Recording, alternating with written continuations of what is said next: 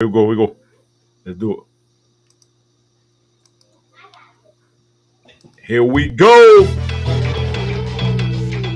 Hey, Breezy, cut that shit up.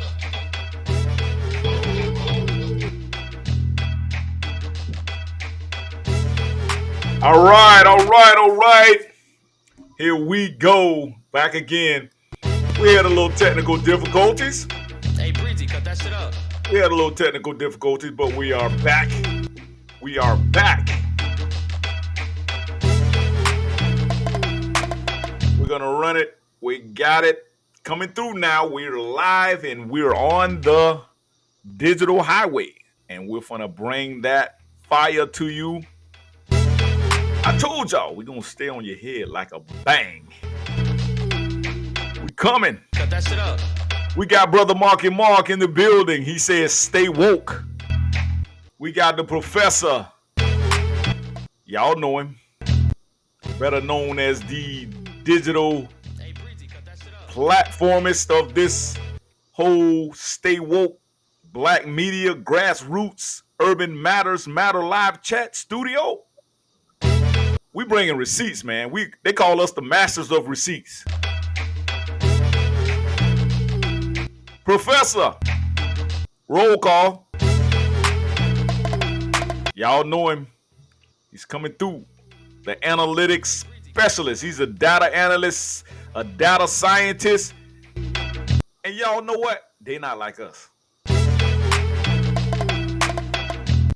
right. Hey, Breezy, cut that shit up.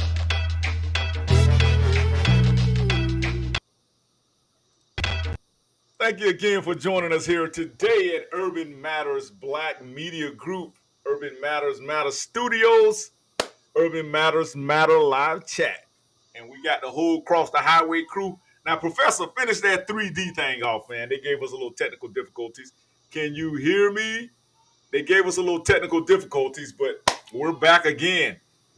Now, kind of give us some history. Give us some black history. Yes, we can hear you. Give us some black history of that whole 3Ds thing. What is that 3D thing? I keep hearing you say that all the time. 3Ds, I'm for the 3D, cross the highway. What that 3D? What that 3D mean, man? You got to put us on some game, man. Please put us on some game. What the 3Ds mean, man? Please inform us.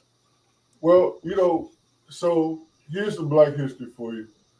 So, black people were brought to Lake Wells to pick oranges, okay? And it was no different than picking cotton. We during that time, that's what black men did. So when you looked at how the black community in Lake Wells evolved, it started out as the quarters, the slave quarters. Mhm. They just, that's what it was. So as black people, as the community grew, as these communities like Waverly, Highland Park, Bassam Park, all these little pockets of black people, as people expanded, Ponce Height, I remember when Ponce Height was built, all those places.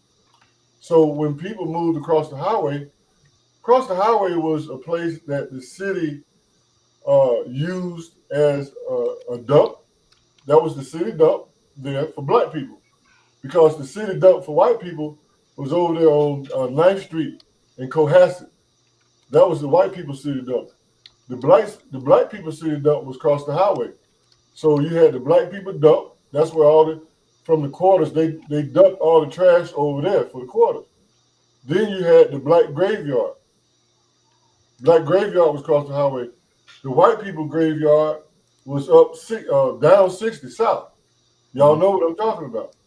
And then the city sewage. The sewage plant was in Lake Effie. That was the lake that we grew up on. I don't even know if you knew the name of that lake. Did you know the name of that lake? Did you know it was Lake Effie? I did. Oh, you knew? All right. Did you know that was the name, Juice? No, I did not. Right. So Lake Effie was where, at the time, Donald Duck, that's where they discarded all of the bad water. Think about it. Look at all the water that we took to process. So all of that waste, whatever that waste was, that's where Citrus World dumped all their waste. Well, the land was cheap. So black people moved out there. So they built that development without even giving it a name. So we named it ourselves. We said, well, look what we got. Look what we're dealing with. We're dealing with the dead because the black graveyard. We're dealing with the dump because where the playground is, you know the playground, right? So the playground, that was the dump. The playground was Wow. the dump. That was the dump for the black people. So that was the dump. And then they dumping all the sewage in Lake Effie. So it makes sense to call that the doo-doo. So that's how we came up with the 3Ds. And we were proud of that. That was where we lived. That's where we grew up. And So we let were me so very let me get this right. So let me get this right. The dump, listen, the doo listen, doo, black dump, black dump, and black dump. You black want to dump, talk black? black dump. Black dump. White people. The white people dump. The white people would dump was up 60 over on by the Catholic school. You know where the Catholic school, the old Catholic school, Right, right. that was the white people dump. Let's get it right now. You want history? Wow, I'm giving you history. It was segregation. White people and black people, they didn't have the same dump with trash. They didn't have the same wow, graveyard. Now let's make sure you understand what we're talking about. wow. So that was the black people dump. Dump, dump, doo doo, and The dead. dead. The dead graveyard. Okay. Wow. Indeed. Proud of Man, it. That's I walked that graveyard of many a years. Because in order to get to the store, the 7-Eleven, the corner store, we had to go by the graveyard. And you so walk through my we used to you play walk through rock, my paper, scissors. Rock, paper, scissors. It's your turn. You go, you know what I'm saying? So We used to, we used to hey, go, we used to walk through the graveyard. but the remember graveyard was my playground. we used to play baseball and softball in the graveyard. That's why they built the park. So then I remember that, Mark. I remember y'all was older than me, but I remember that. I was like, why them guys over there playing baseball I, in the graveyard? I'll give you one other history. I have the article, and I'll pull the article up where my partner, your cousin, was responsible for the basketball. I poured the concrete for the first basketball goal out in the park. I did that. Right. I I remember got that. I I got the news remember that. article where I did that. I remember that, man. Listen, man, across the highway, man, there was plenty of memories. Yeah. We had a part across the highway called Coral Shores, and Coral Shores was like an island. If you ever walk through those back, the bush back there where it was literally like a whole oasis. It had waterfalls, it had flowing water through there. I mean, it looked like something off of what's the name of the movie? Avatar. It was beautiful back there. We used to literally go back there and hang out because it was so cool back there. It was well shaded. You had tadpoles, you had bass, you had because it. I don't know if y'all know anything about Florida. Florida, especially the part where we're from, Lake Wells, it sits on top of what you call an aquifer. It's an aquifer. It's like a water of springs, underwater springs that feed through all of the lakes here in Lake Wells, and that's why they call it Lake Wells because you had so many lakes that were chained together, and these lakes form like a somewhat of an underwater oasis or an underground oasis of springs. I remember before they put the out on Yeehaw Junction, they got the Kissimmee River and they have the dam out there. Well, before they put that dam there, they used to literally have manatees could like migrate from one side of the Atlantic into the Gulf. But that's what made the manatee population deplenish because they started having to go all the way down to Miami and swim around through the Gulf Stream and then come up into the Gulf of Mexico because they needed to migrate every year. But manatees are a vegetarian type uh, mammal that was underwater in the rivers and the lakes here in Florida. And I don't know if you ever seen that movie, Finding Nemo. You ever seen that cartoon, Finding Nemo? Y'all remember that cartoon? Well, if you pay attention to that cartoon, the tortoises would get on the backs of the manatees when they migrated around the Gulf Stream, and the Gulf Stream is just like a flow of water. I don't know if anybody ever heard of the Bermuda Triangle. The Bermuda Triangle runs off of the Gulf Stream, and that's why you see a lot of ships and planes just go down in that.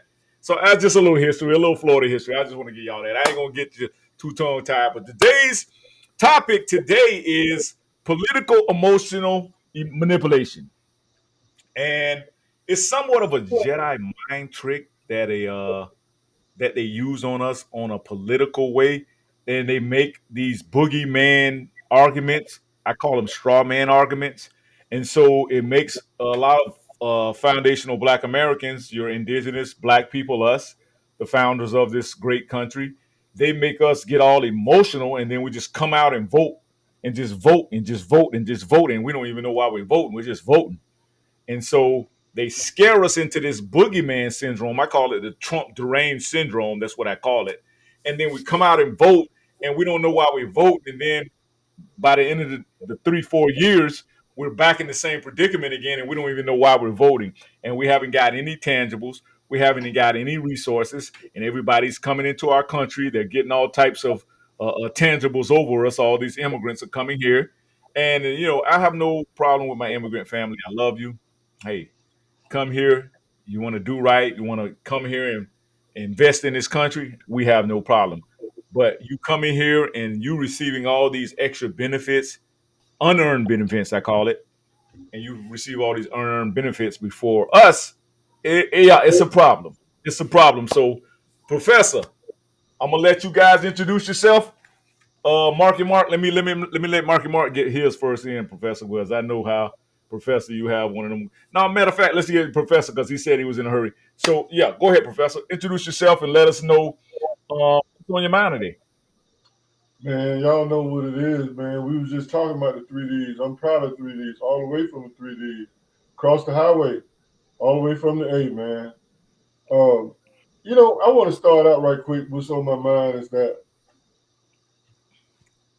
you guys just really warm my heart, man. Y'all made my heart just bubble because the greatest Mm-hmm. thing that an educator could do, and Yes, I'm sir. really also building a model for. We have so many people my age. Y'all, you call me the booming people and all this kind of stuff, but we got to leverage this technology to each one teach one. And when I hear you guys uh, give me feedback about how you're learning how to mine data and how you now understanding data and now how you are aware on a whole different level. Man, that right there energized me. I'm not that old dude that's just sitting around uh, unmotivated, man. Y'all really y'all charge me up when you seek this knowledge because you're right. I've taught at these white universities. I can just name them. I've taught at University of North Chicago. I've taught at Rasmussen University. I've taught at Shorter College, Kennesaw State. All these schools, I've taught so many students, man. And to have the opportunity, I'm so humble, man. I'm just so humble that you all are receptive of this knowledge that I've made so many other institutions, white institutions, rich because they were. I give you a quick example. When I taught in Chicago, we had like 75 students, took 3 professors. They were charging each one of them $3,000 a semester. Do the math, 3,000 times 75. Okay, so again, the greatest compensation that I could ever have in life, man, is for uh, another black man, the younger generations, to say to me, Professor, I get it, bro. This data makes sense. I'm making better decisions. I can't put no value on it, my dear brothers. And I thank and love y'all for that. Absolutely, absolutely, Marky Mark. Come on and chime in. You in the chamber. Y'all know how we listen. If you have not figured it out yet, Urban Matters Black Media Group, we weaponize our vote. We weaponize the right to vote. We can protest. We can do whatever we want to do with our votes. That's right. When you have the right to vote, that does not mean you have to just go out and be a blind vote and vote blindly. That means you can leverage your vote. That means you can weaponize your vote. And that's what we're here for. Mark and Mark. Follow up with that. One and only Mark E. from Lake Wales, Florida. My Let me see lovely that little shirt, man. people. What kind of shirt you got on right there, man? Let me see Oh, that I'm shirt. finna get it. I'm finna get it, baby boy. Let me see Uh, that. Stay this is woke. this Oh is man. my representation of the vocal mind male that the Democrats like to use. Okay. Stay woke. Now, Okay. conscious black individuals who's feel like their eyes have awakened and they've stepped out of their own circumference of awareness, they call themselves woke. I call myself woke. But that's in our circumference of awareness. Mm. The mind meld that I talk about, a lot of times when we don't read what the predominant society is talking about, the mind meld comes because when they say this person or that person is against woke people, we get to thinking about this consciously Mm. arrived individuals that are black. Mm-hmm. But that's the mind meld. That's the Vulcan mind meld because they're talking about this basic child pornography, child grooming, uh, this trans movement, and all that type stuff. Where they're grooming our kids to stuff that they don't need to be grooming them to. That is the woke movement in the predominant society. Mm-mm. And they attach themselves to that word for that very reason. Because so often we don't read. And if we don't start reading what they're talking about and just because we just kind of attach woke. Oh no, they're not talking about, oh, now they after us. No, they're not after us. They after the people who do the very things that we hate. Because I don't want my granddaughter wrestling if she chooses to wrestle, I don't want her wrestling against men. That's woke movement. These young men who choose to, to wrestle and run and swim against our girls because they're mediocre performing males. So Mm-hmm. we got to start reading more. And I must say, I was one of the ones too. I was like, they after us. But the first thing I did was I had to get read up and understand what they're talking about. So please, after you like and subscribe, what I need you to do is I need you to read up on it. So then you understand what they mean when they're talking about being after woke people. Because they in that bill, they're not talking about us. They're talking about these these predators, as I like to say. Mm-hmm. Back at you, bro. Back at me, back at me.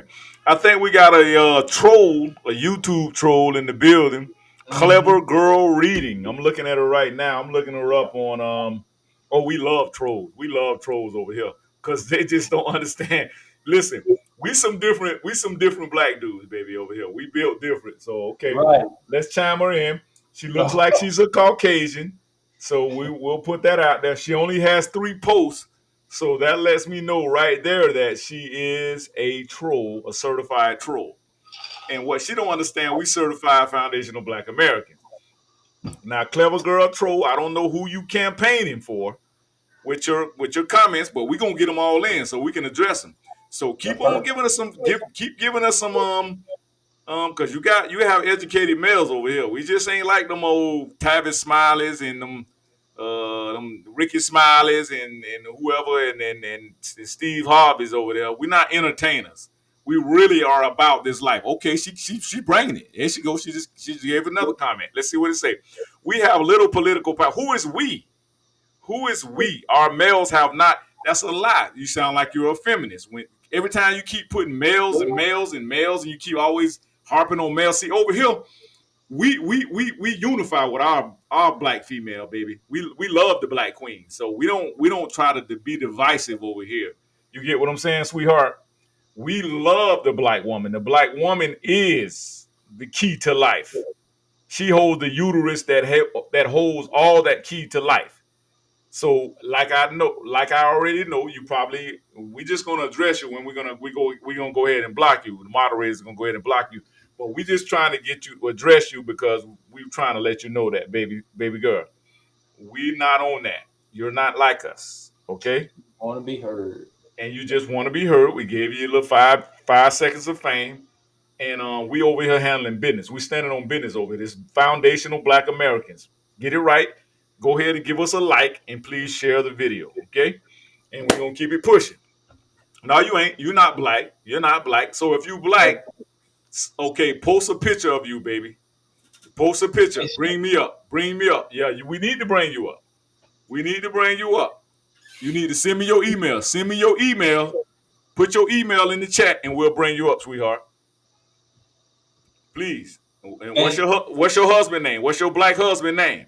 Because if you're not dealing with a black man, you probably finna get shamed over here. Okay? Okay? I'm just letting you know. Send your email, and I'll send you a link, and we'll gladly pull you up. We sure will.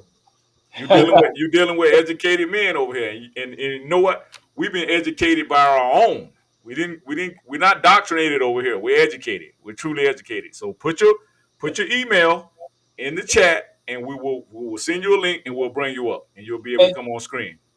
And brother, she got nerve enough to talk about what black men aren't doing. Yeah.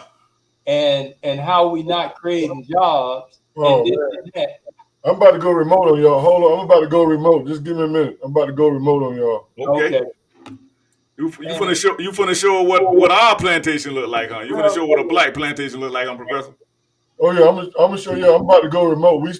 They don't understand that. I'll be right back.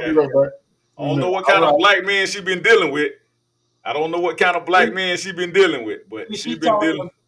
Yeah, she talking about jobs and all this, how we don't create jobs. Right. Just between us, we've created jobs in our own community. Right. So what are you talking about? So I bet she a tether. I bet she not a black American woman. I bet you that. I got money on that. Where your people from? Because most people who come in the room trolling like this and ain't trying to uplift black men, because we uplift black women over here, baby. We don't do no division thing over here. My wife is a PhD. Okay? Black women decide presidential outcome. See, that's sad because you can't have one without the other one. It's called the black community, not black women. It's not girl power. It's black power. Yeah. So stop with all that garbage. That's nothing more than the feminist agenda kicking in. That's all it is. And we don't need that. We got enough issues without these feminists coming on board talking about what can black women do more. Focus on your group. Since you wanna, black women decide presidential outcomes. If it only depended on your vote, you won't decide anything. They'll look over you. Hold up, Mark. Let me play something for her. I know how you.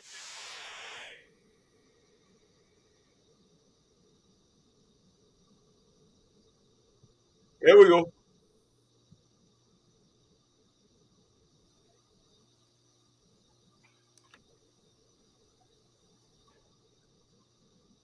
That we are.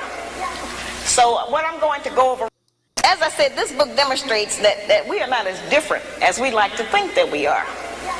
So what I'm going to go over real brief right now is what the attributes are of the good black woman. Since she's not on television, we may not recognize her. Okay.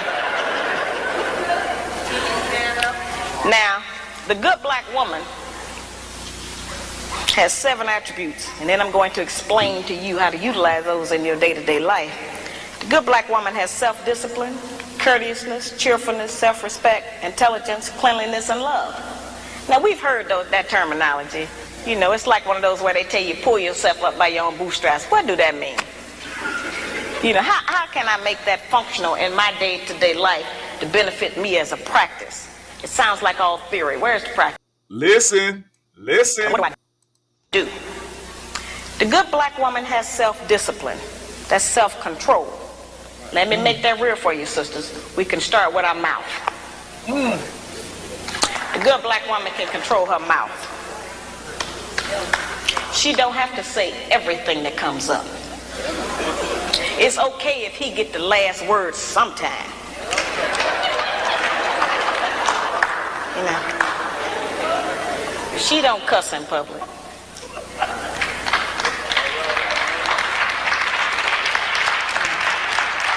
And she works on not cussing in private. She don't tear a man down with her mouth because they can't out-argue us.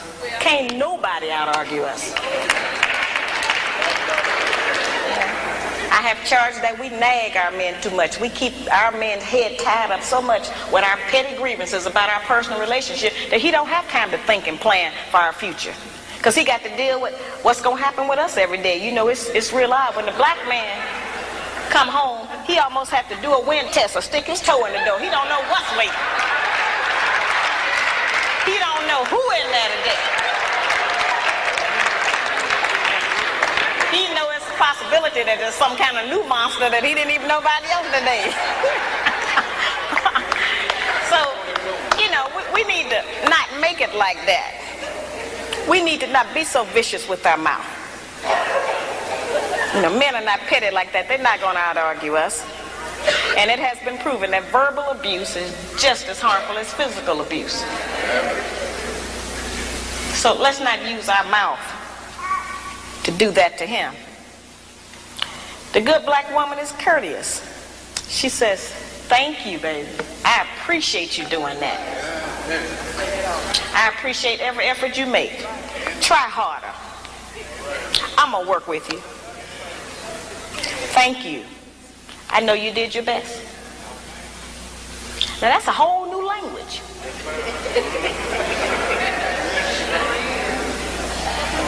But just to say that during the course of the day, every day, with the man that you're trying to be with or want to be with, will make our life easier. We can't get it if we don't give it. We keep wanting them to give us and do something for us that we refuse to do and give to them. It don't work like that. The good black woman has self-respect.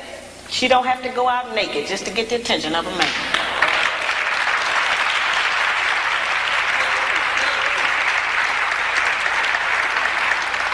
I have sisters all over the country, and they come up to me after the lectures, and they'll be talking to me, and they'll say, well, you know, all he think about is sex. All he think about is my body. I say, why don't you show him something else?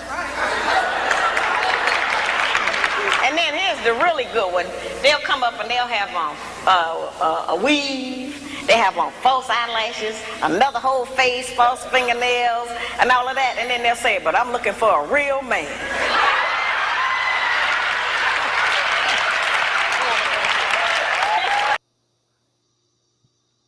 You heard that? I bet me some clever girl reading, she want a real man, but she have faith. She switched over and told us we need to dominate the world because we like to dominate women. Correct. Nobody said anything about dominating women. The only thing we're talking about is building the black community and not falling in the traps that are set for us. Exactly. That's it. So if you see that as black men trying to dominate black women, you might need to go back to class. Yeah, correct. Anytime she talk about dominate, that show you that she's from a European culturalistic background. She's been dominated by, and they're under the colonization is what it is. That's how I know this is an immigrant tether. That's clever girl reading. If she's a girl, sometimes you have fat LGBT dudes who come in and try to impersonate other people online. Show us a picture. Send us your email so we can bring you on, clever girl. You still have not sent your email, and you still have not sent us any type of identifying information. She's talking about what community? What community are you from? See, this is what they do on YouTube, bro. So what I'm gonna do, I'm gonna go ahead and block them because they're just time wasting. Let's get back to our program, Let's get back to our program. We're gonna finish this video out. We're gonna get back to our program. It's real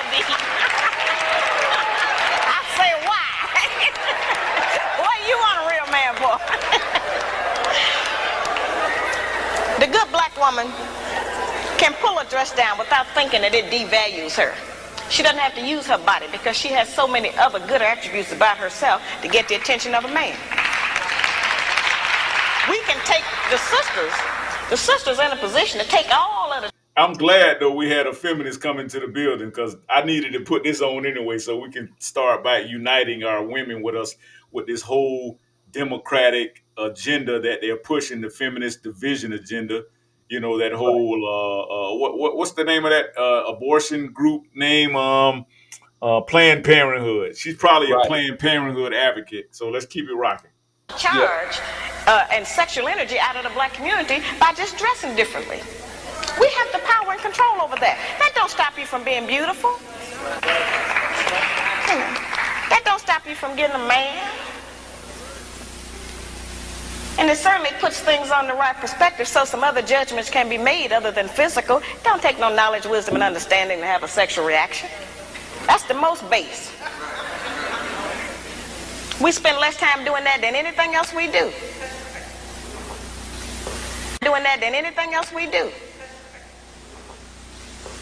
So, you know, that doesn't always have to be the forefront issue. We know we are capable of that. The good black woman has intelligence, meaning that she knows how to behave properly in the streets. She's not in the wrong place. Some of our women don't know what else to do other than go to the bar. They need some activities. Some of our women thinking that staying home on the weekend is some kind of sin.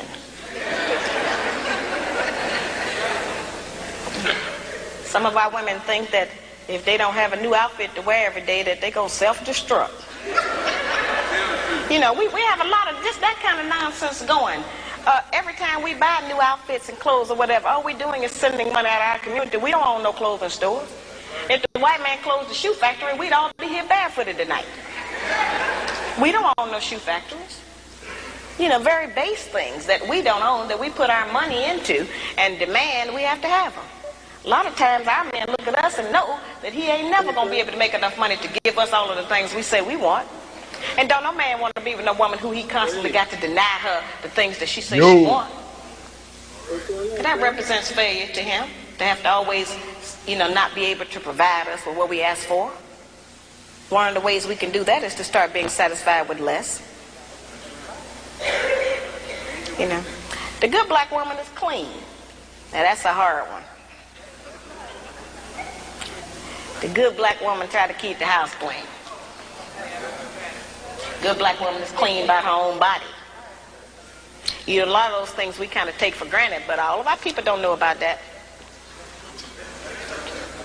There are people who are angry with me because I even describe the fact that some of us as sisters don't have the proper personal hygiene, as if that don't exist. We have too much falsehood and pretense going about our condition. Everybody that's dressed up ain't clean. You know, that's just the truth. We have to look at our condition in the light of truth. Stop reacting emotionally and pretending that just because we don't want to deal. One of the most difficult things that I deal with out here is trying to teach our people the difference between an actual fact and an opinion. Our people think that they can accept or reject truth based on how they feel about it. Your feelings don't change the truth. The truth is just going to be that. You can feel any kind of way you want to feel about it.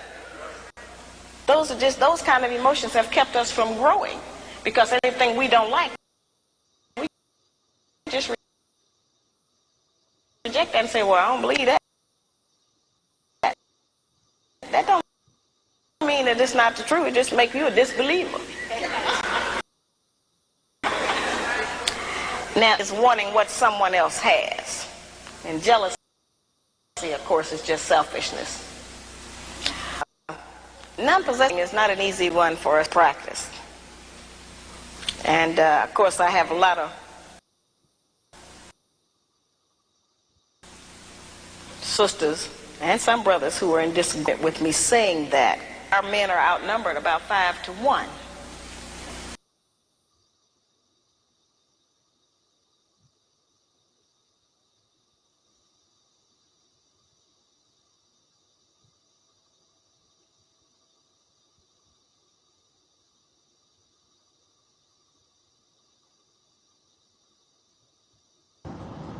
Okay. There we go.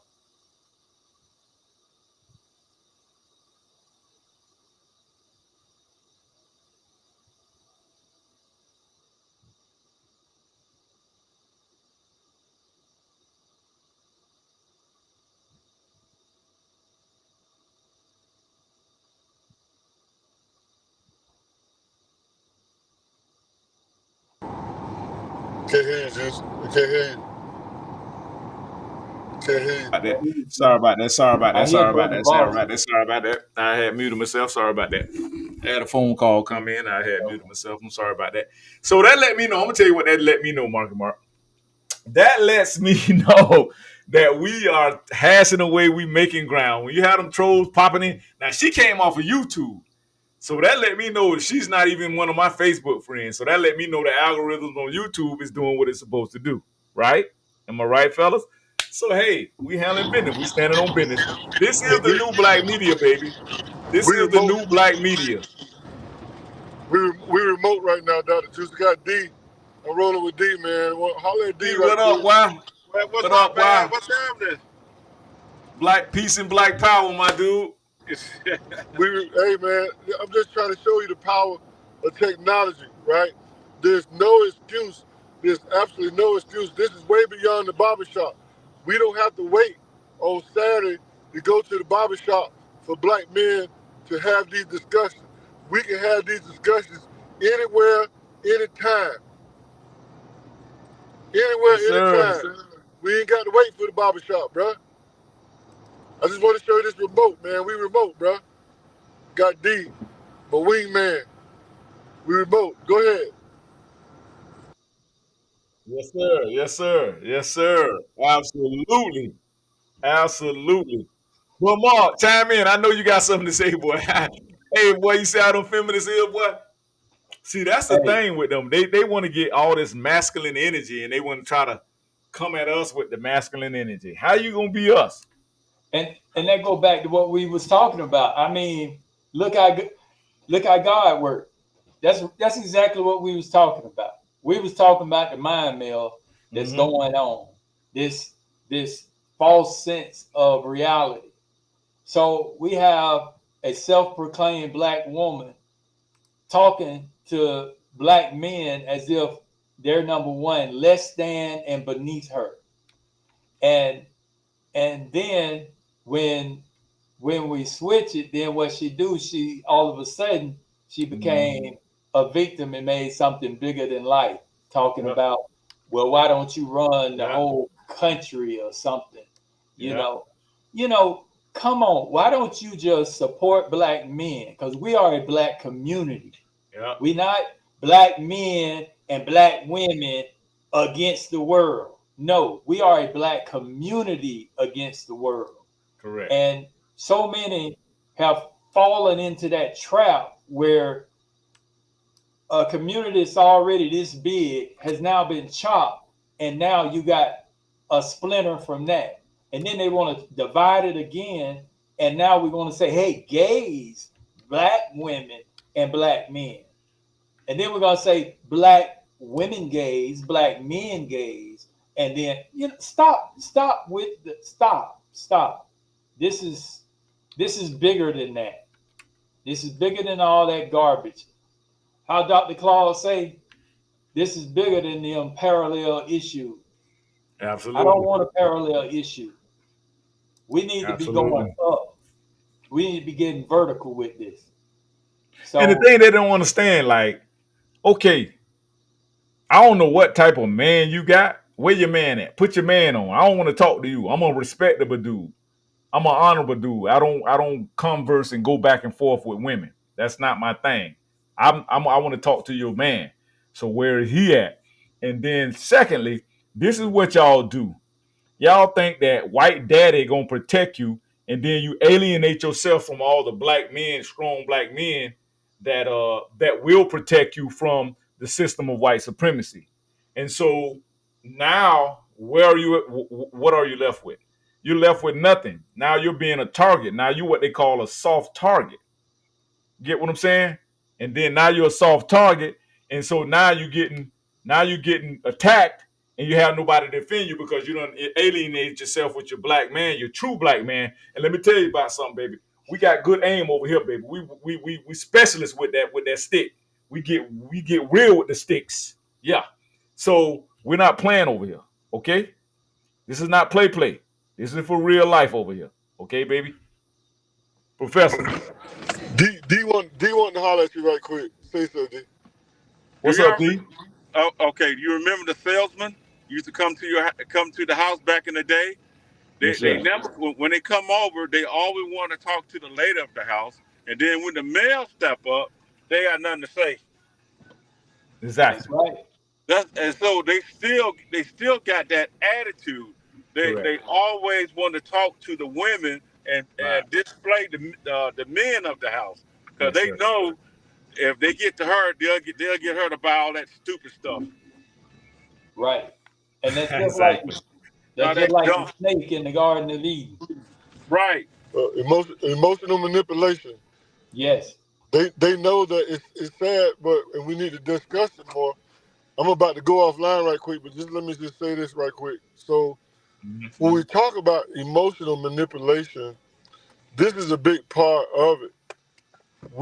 Men are not easily manipulated other than now we do think with the wrong head, and I can talk about that part, but we're not the ones that are being manipulated in this whole political environment. Okay? Did we not agree that the black woman, they keep bragging about the black woman is carrying the Democratic Party, right? Yeah. So that being the case, the other fact that she's 80% of the consumers, right? That's emotional. She is her demographic is majority in the church, religious manipulation. So you have all these emotional, weaponized manipulation factors that's being played into this whole process. And this is why, as black men, you're being discounted. You don't. We ain't going. Do you listen to this conversation? We bite. We bark, but we bite. We don't. We ain't going for all of that. Now, here's where we at, and I'm gonna try to hop back on. Me and D on a mission right quick. But think about this right quick. We were doing data. You're only representing 13% of the whole population. Why is your vote so important? Your vote is important because on the scoreboard, we all ball players. We've been ball players, right? So all they want to do is break the tie.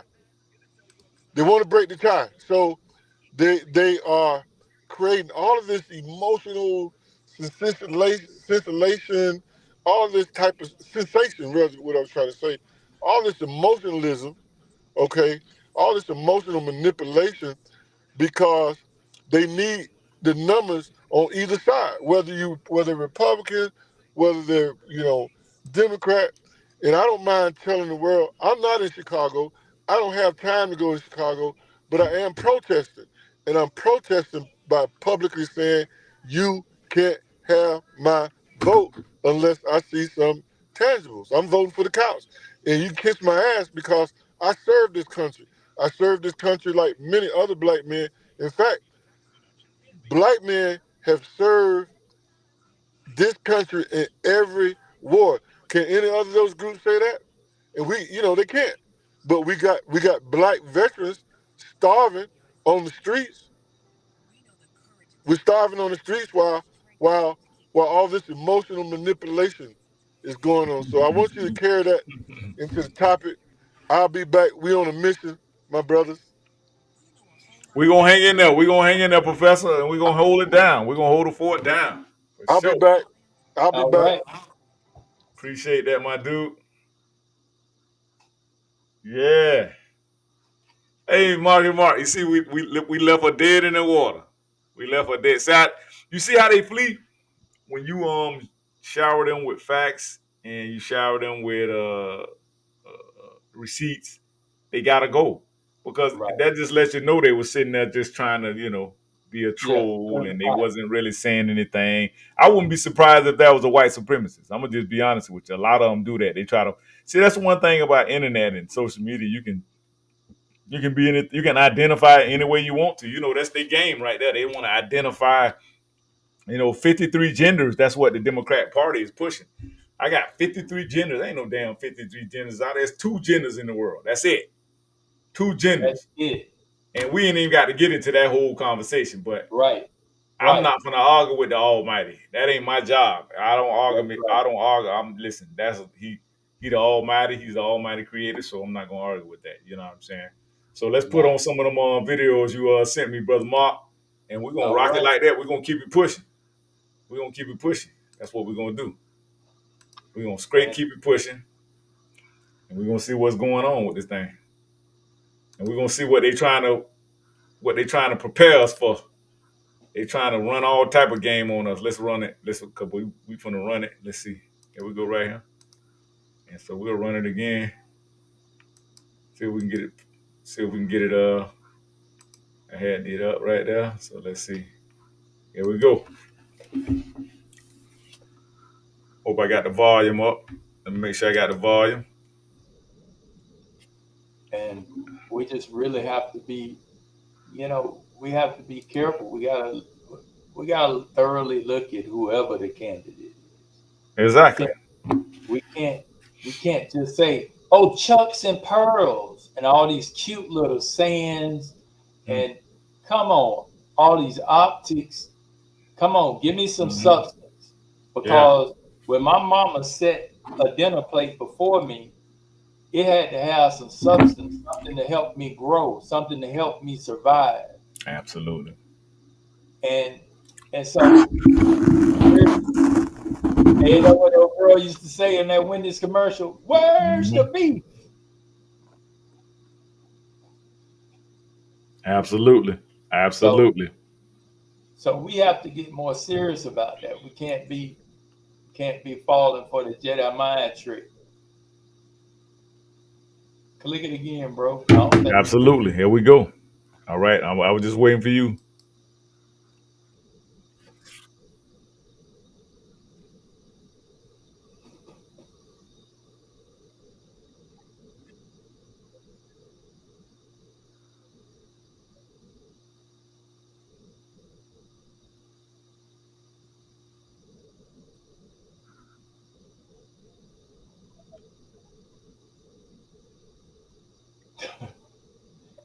Oh, so she talking about snatching patents. This chick right here is power struck. That's what it sounds like.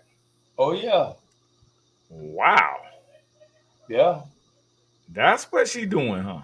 See, this is, and ladies, don't get me. Don't take this the wrong way.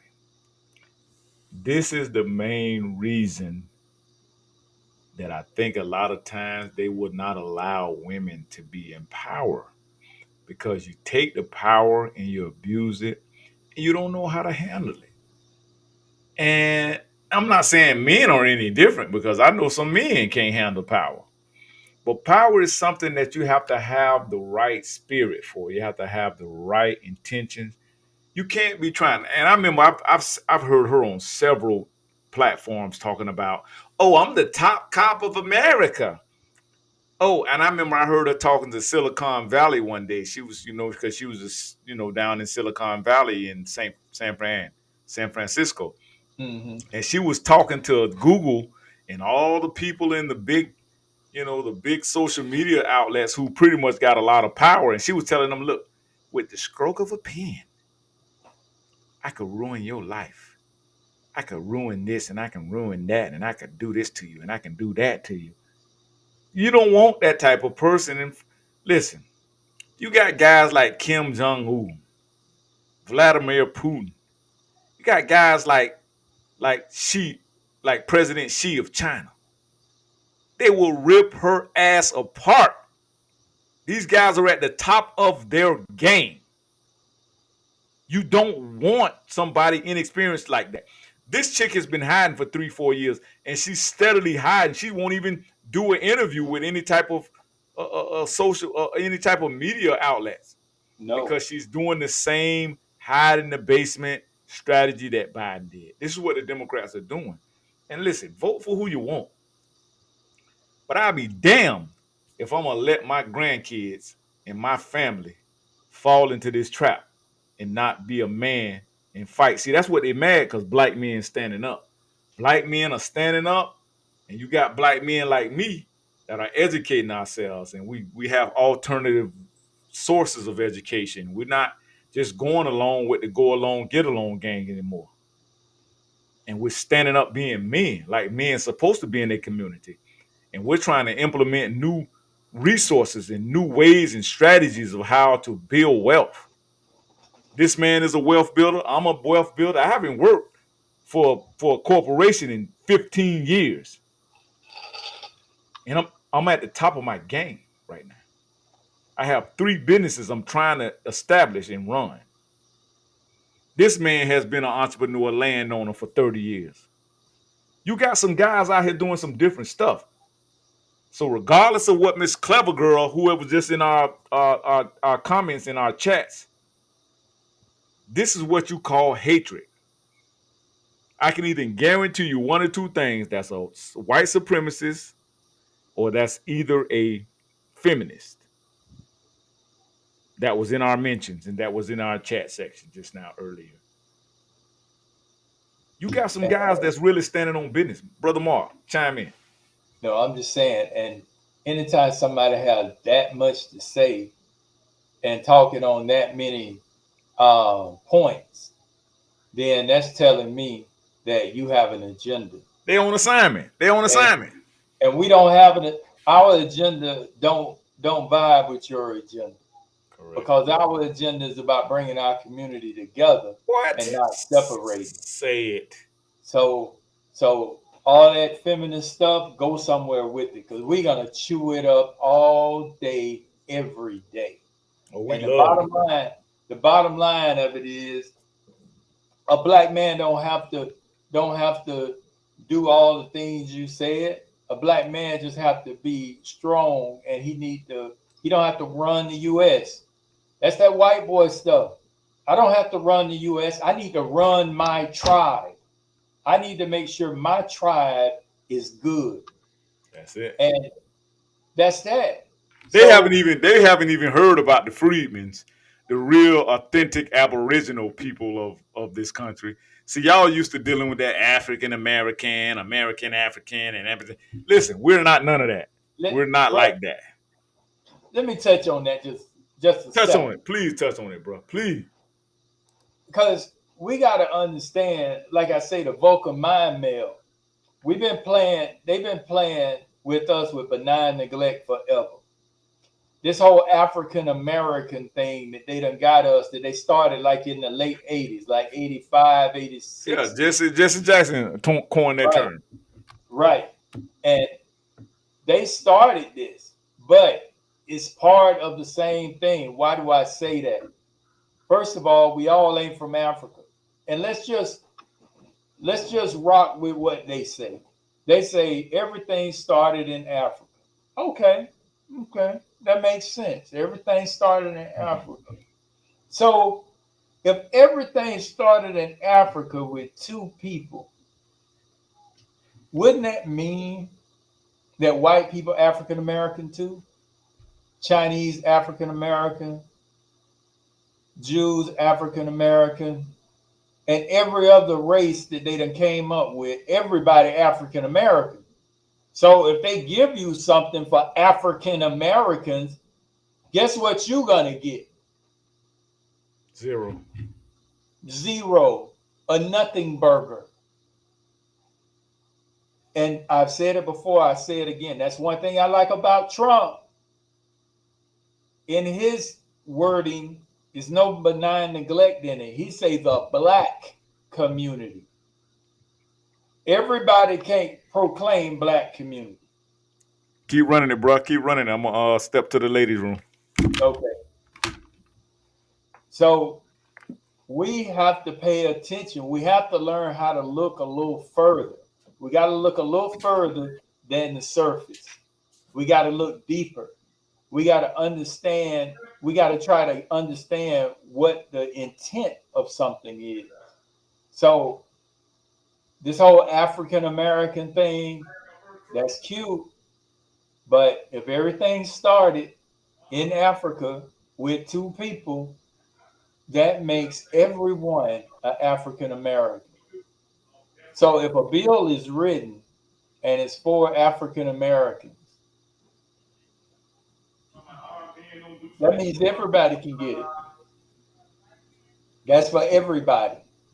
So the people who suffered through slavery, who suffered through all the indignities, our ancestors who had their belly, the pregnant ladies that had their bellies cut open, dropping the fetus out, and the baby thrown to alligators.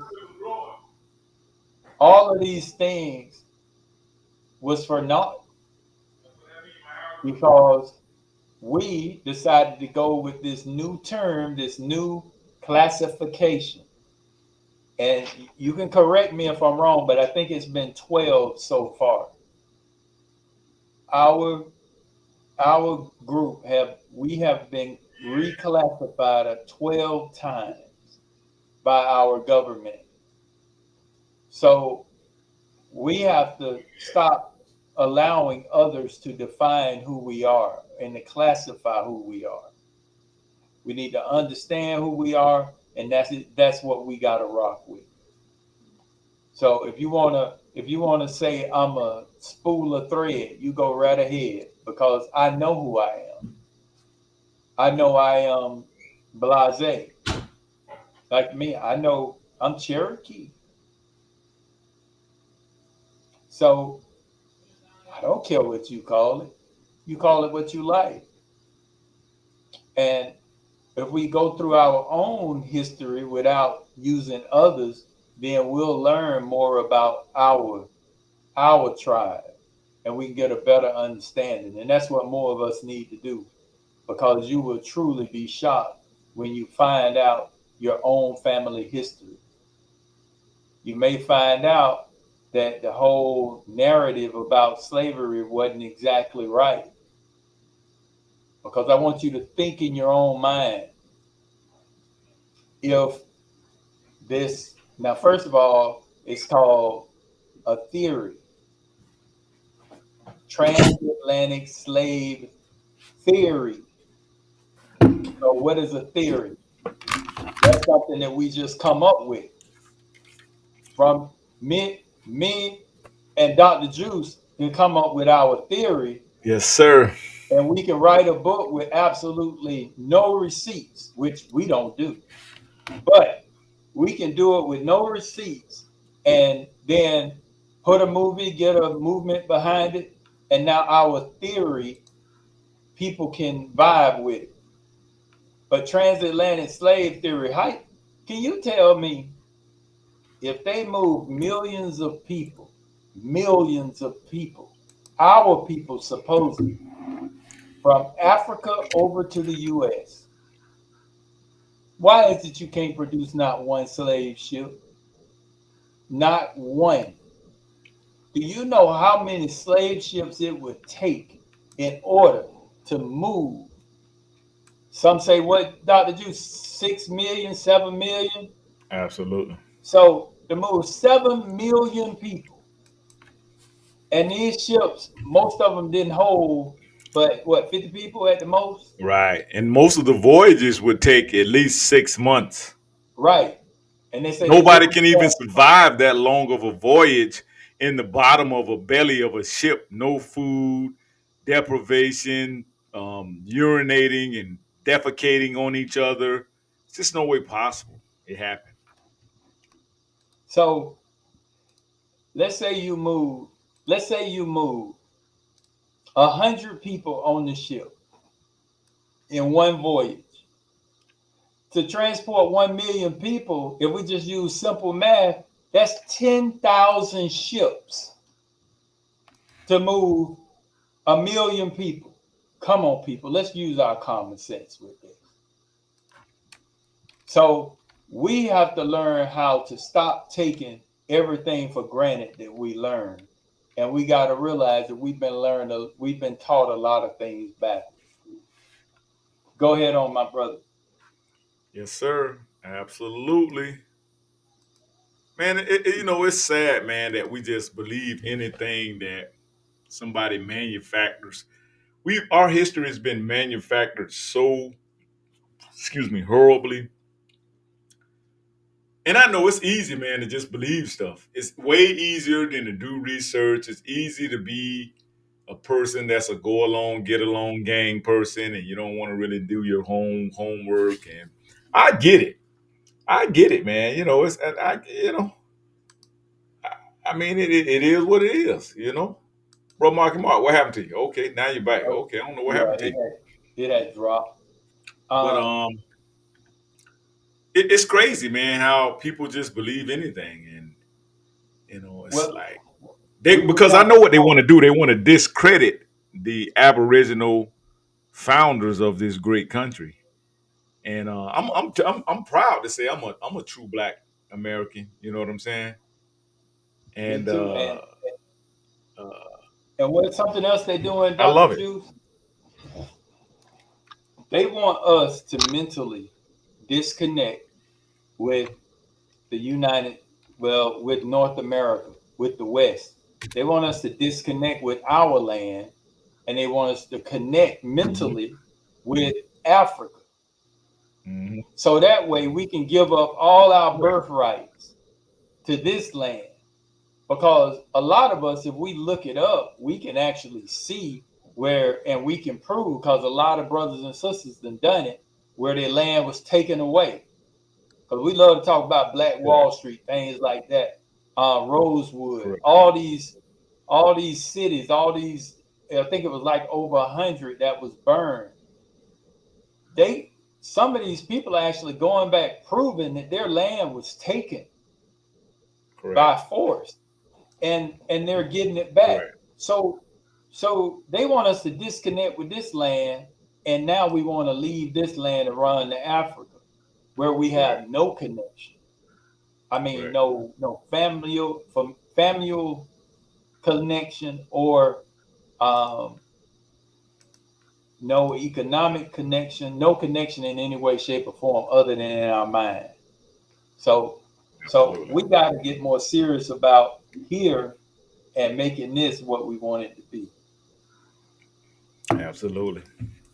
Absolutely. Let's see if we can pull up another one of these quick links you sent us, Brother Marky. We're gonna pull it up. I may have some Yeah. few guests coming in. We got some more guests coming into the link. We love it, man. These brothers are putting down work, man.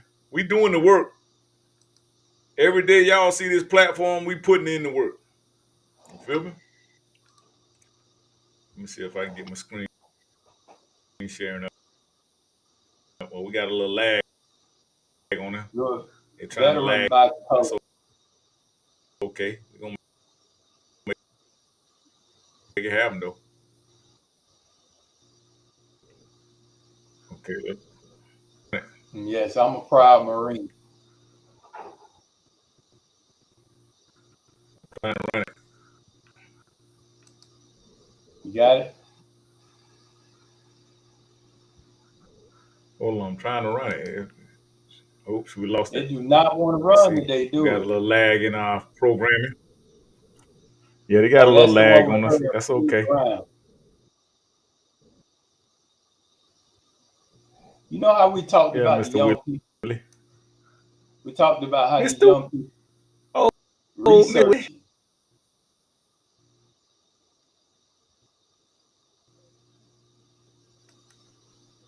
Hold up. I'm trying to run.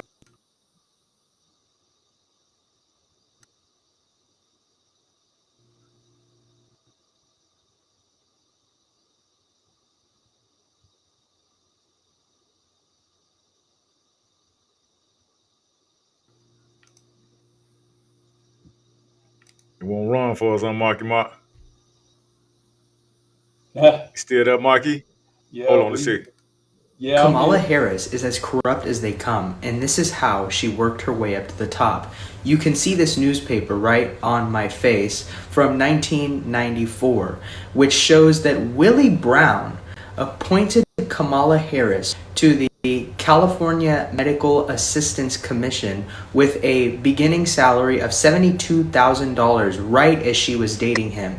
And we know a lot of cronyism was happening in California because as the Speaker of the State Assembly, as he was about to exit and the Republicans were about to get a majority, he made sure that she replaced a GOP appointment that he had in that exact position because that GOP appointment was giving him the votes that he needed to get several of his policies passed. Also, the mainstream media is trying to erase the history of Kamala Harris being appointed as Biden's border czar and failing miserably.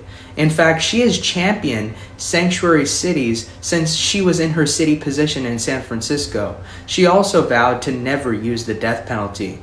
That's why Edwin Ramos, who murdered 3 people, he was an illegal immigrant from El Salvador, never got the death penalty.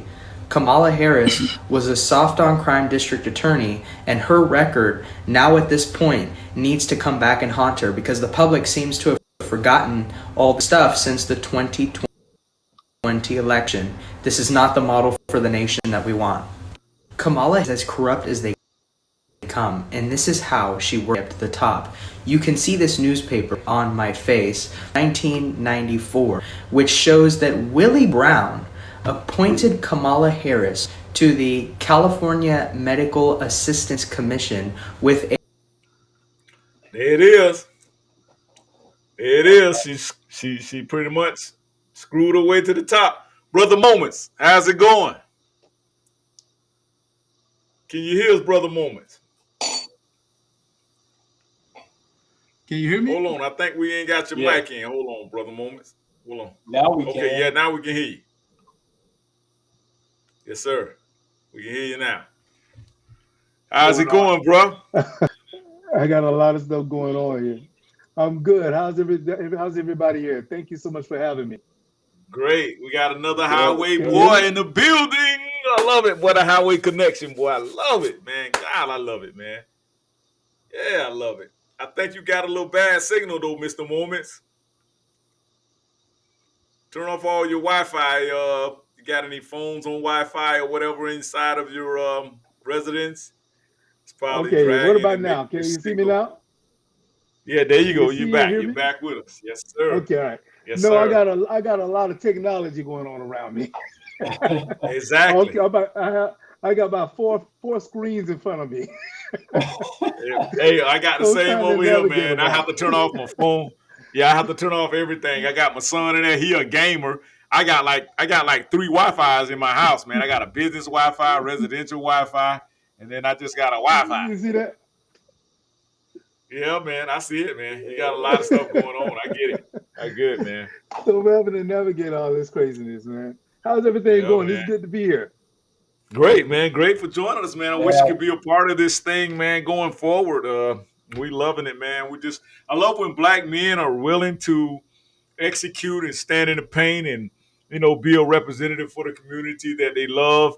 And I'm still here in the Wells, man. And I know you out there you out there in Fort Worth or somewhere, right?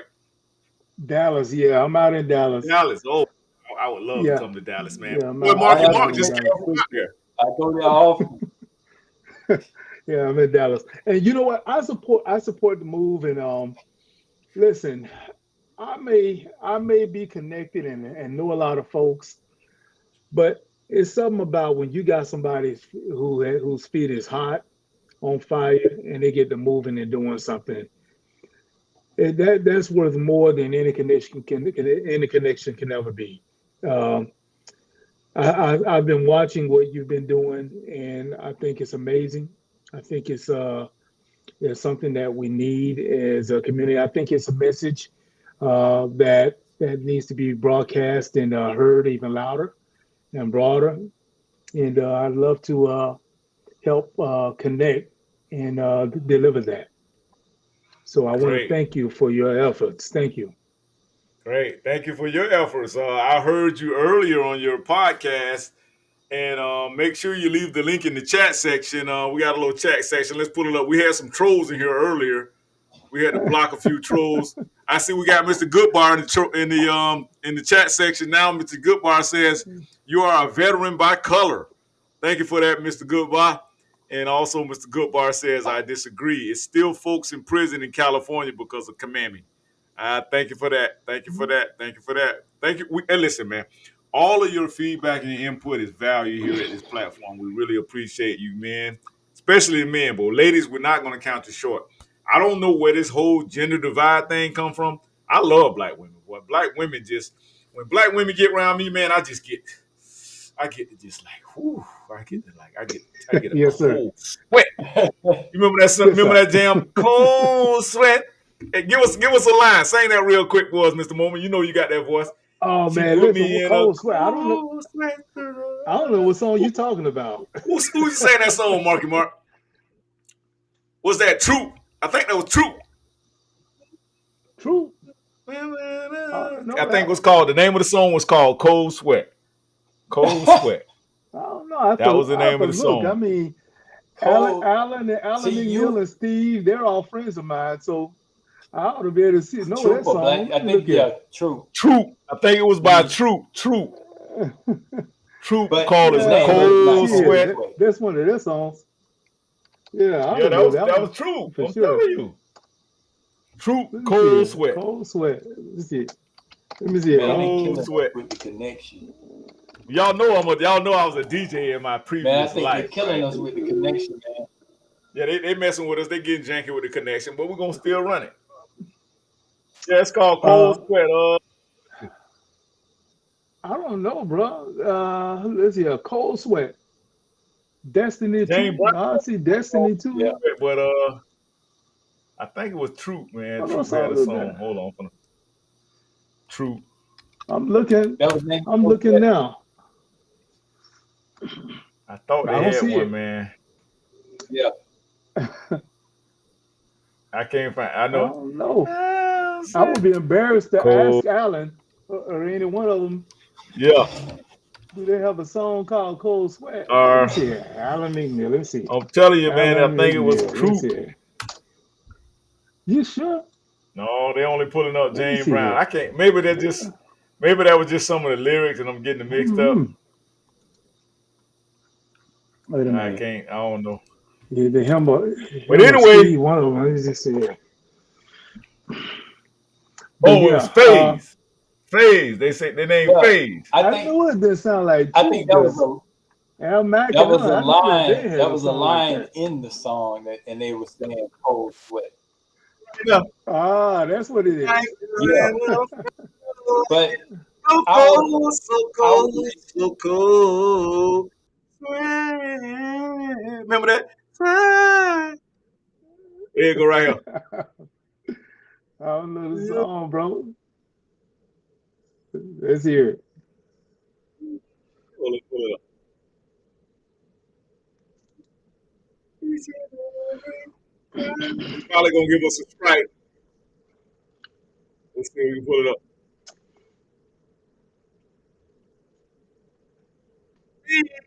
Let's see.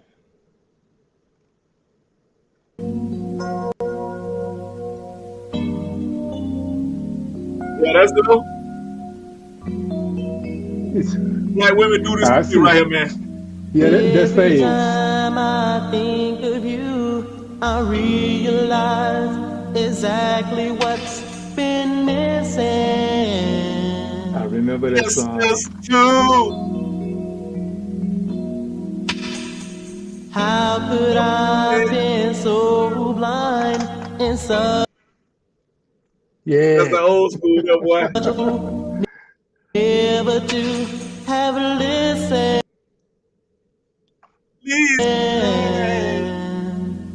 Yeah, this line goes cold sweat. When we were together. Yeah, that's it, boy. I remember that. Cold Sweat. I knew, boy. I knew it. Yeah, I remember that. I know y'all remember that one right now. I remember that but joint, y'all, man. Hey, listen. For real, bro. If I can block it out. Let's see here. Yeah. But hey, man, you was chopping it up about that currency, man. And that's gonna be our next mission, brother Marky Mark. on this platform, I want to let the family know about the banking industry. The central banks are about to pull a real doozy on us, man. And us being 100% consumers in this economy, and I say 100% consumers because we don't really produce a lot, right? Brother Cole, I think we done lost Brother Cole, but he'll probably come back. Let's see if we can get him back. Okay, there you go. He's back. Yeah, your camera's. Put your camera back on, Brother Moment. Okay, we got you again on the bottom link. Let's see if we can pull you back in. Yeah, we lost you on that last link you had. But like I was saying, Brother Moments, I was listening to your podcast earlier about the BRICS Nation. If anybody knows what the BRICS Nation is, it's Brazil, Russia, it's India, China, and was it South Africa?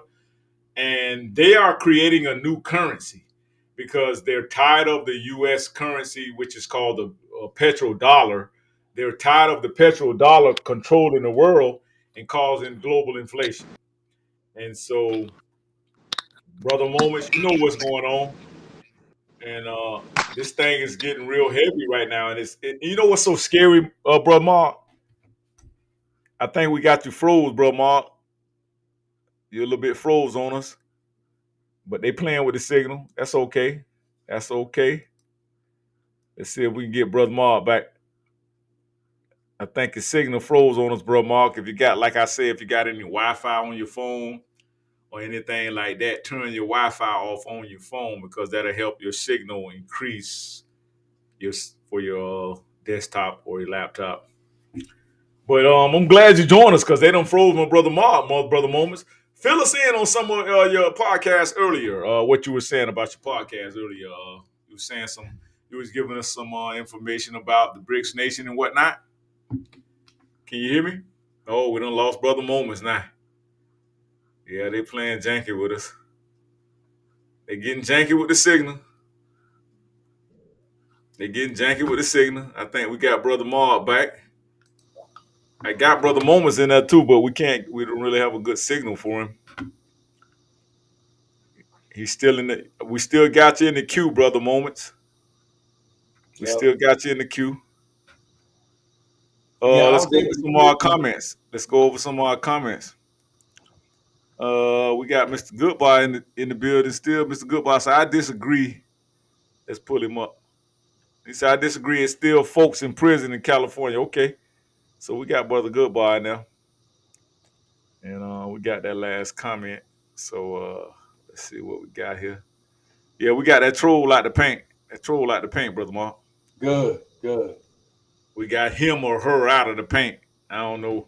I'm gonna tell you who that probably was. I'm gonna watch this. I'm gonna show you who that probably was, bro, Mark. Watch this. I'm gonna show you who that was in our damn mentions just now earlier. I'm gonna show you just what that kind of person like that look like. I'm gonna show you. Watch this here. I'm gonna show you who that was. I'm gonna track him down. Watch this here, bro, Mark. Watch how I track him down. Watch, I know how.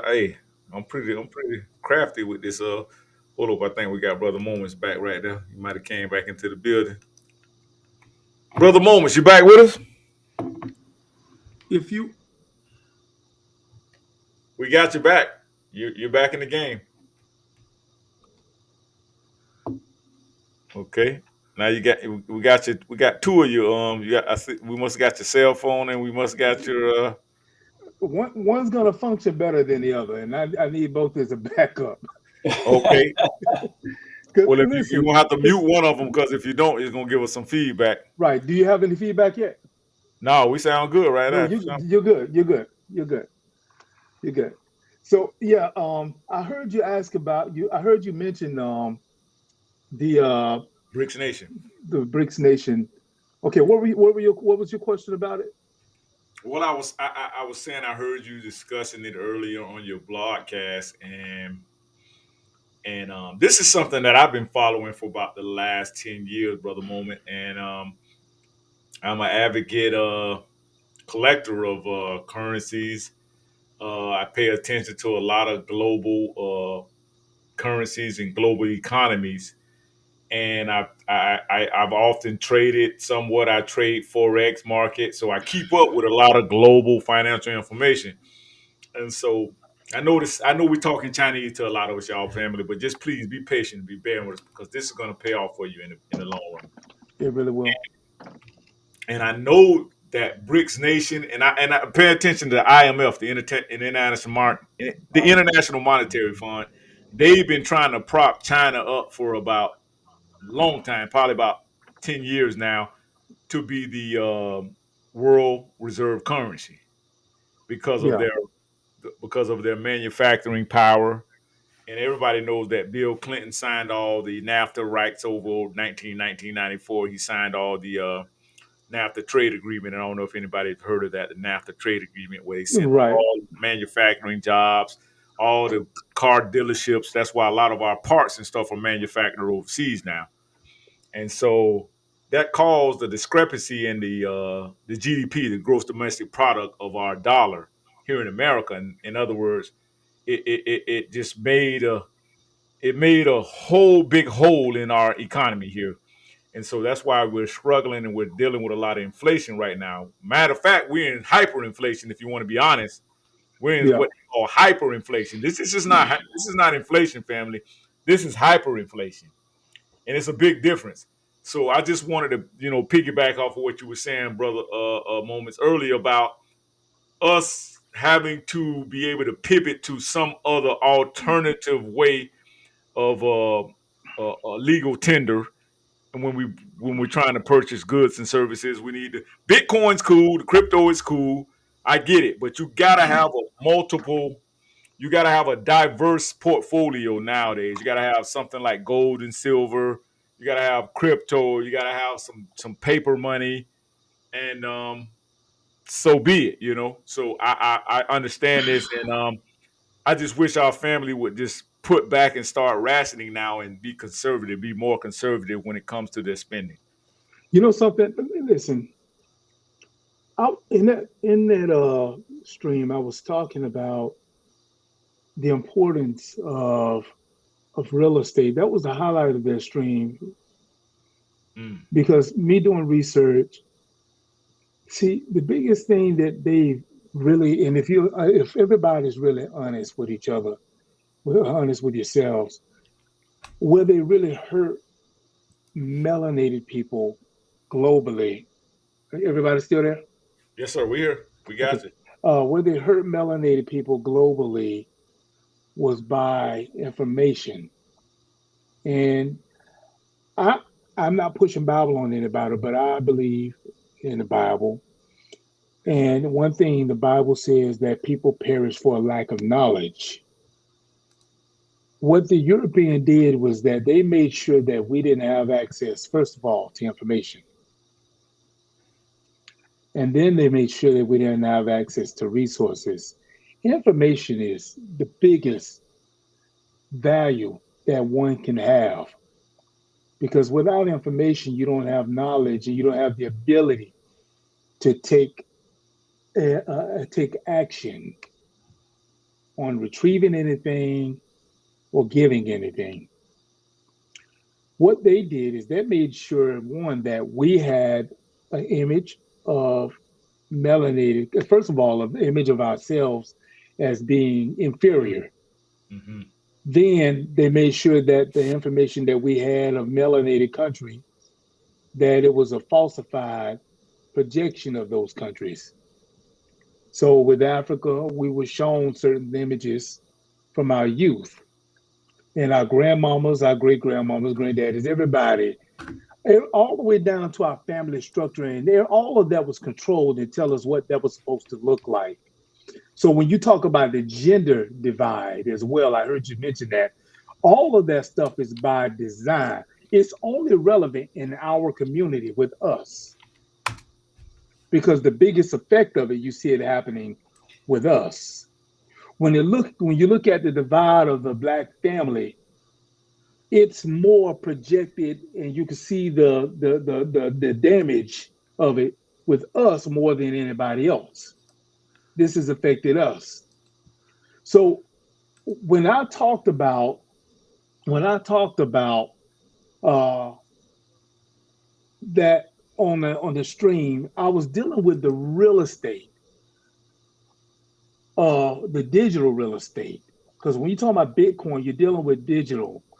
And see, the internet, the World Wide Web, when it was launched, and again, the Nigerian brother created the World Wide Web, okay? And they made sure they got rid of him. When it was launched, we never knew and understood how big it would be. But that was real estate being established. We never understood how the technology industry would propel in the 2000s. We had the ability to get ahead of the curve and get in on digital real estate, but we didn't because we did not know and understand.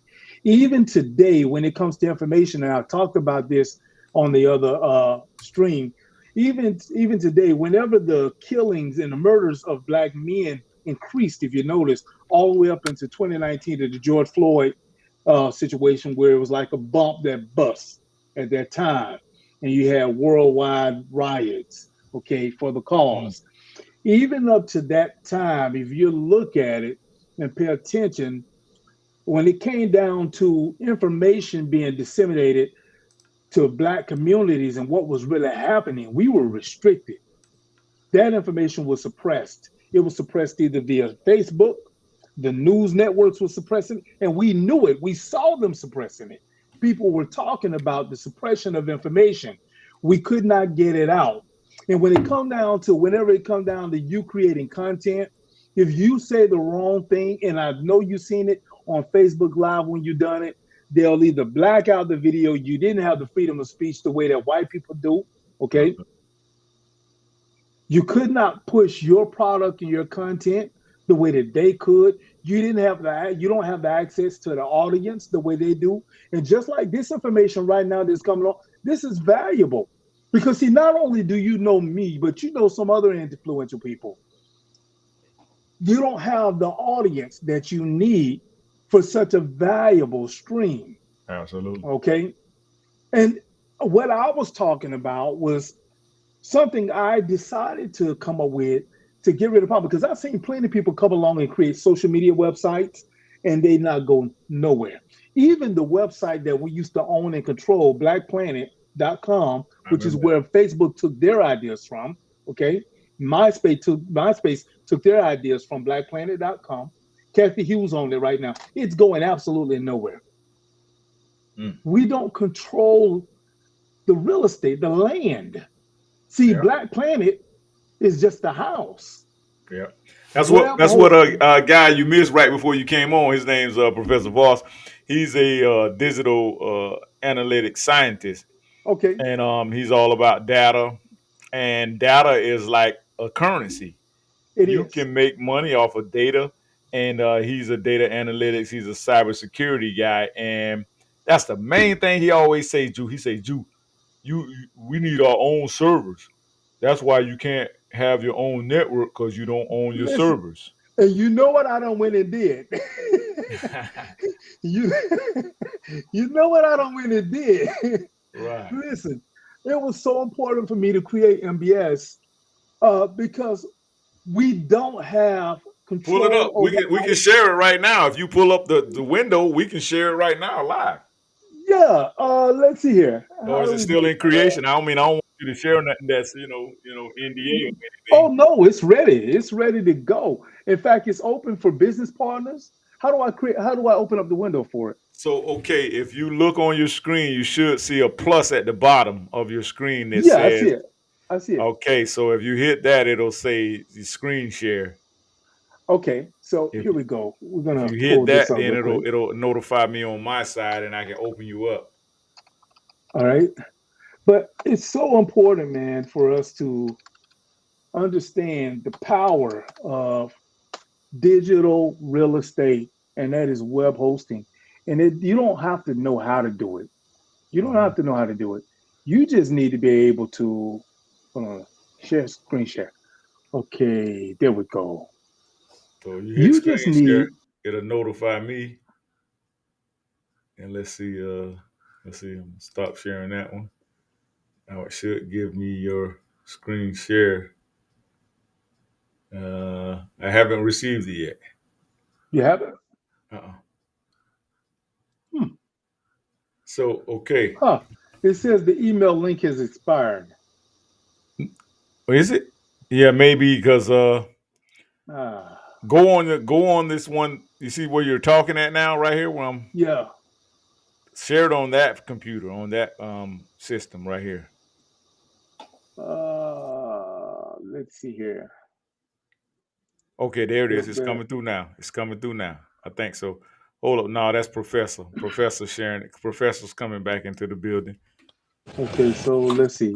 Share screen. Here we See if we go. can share screen.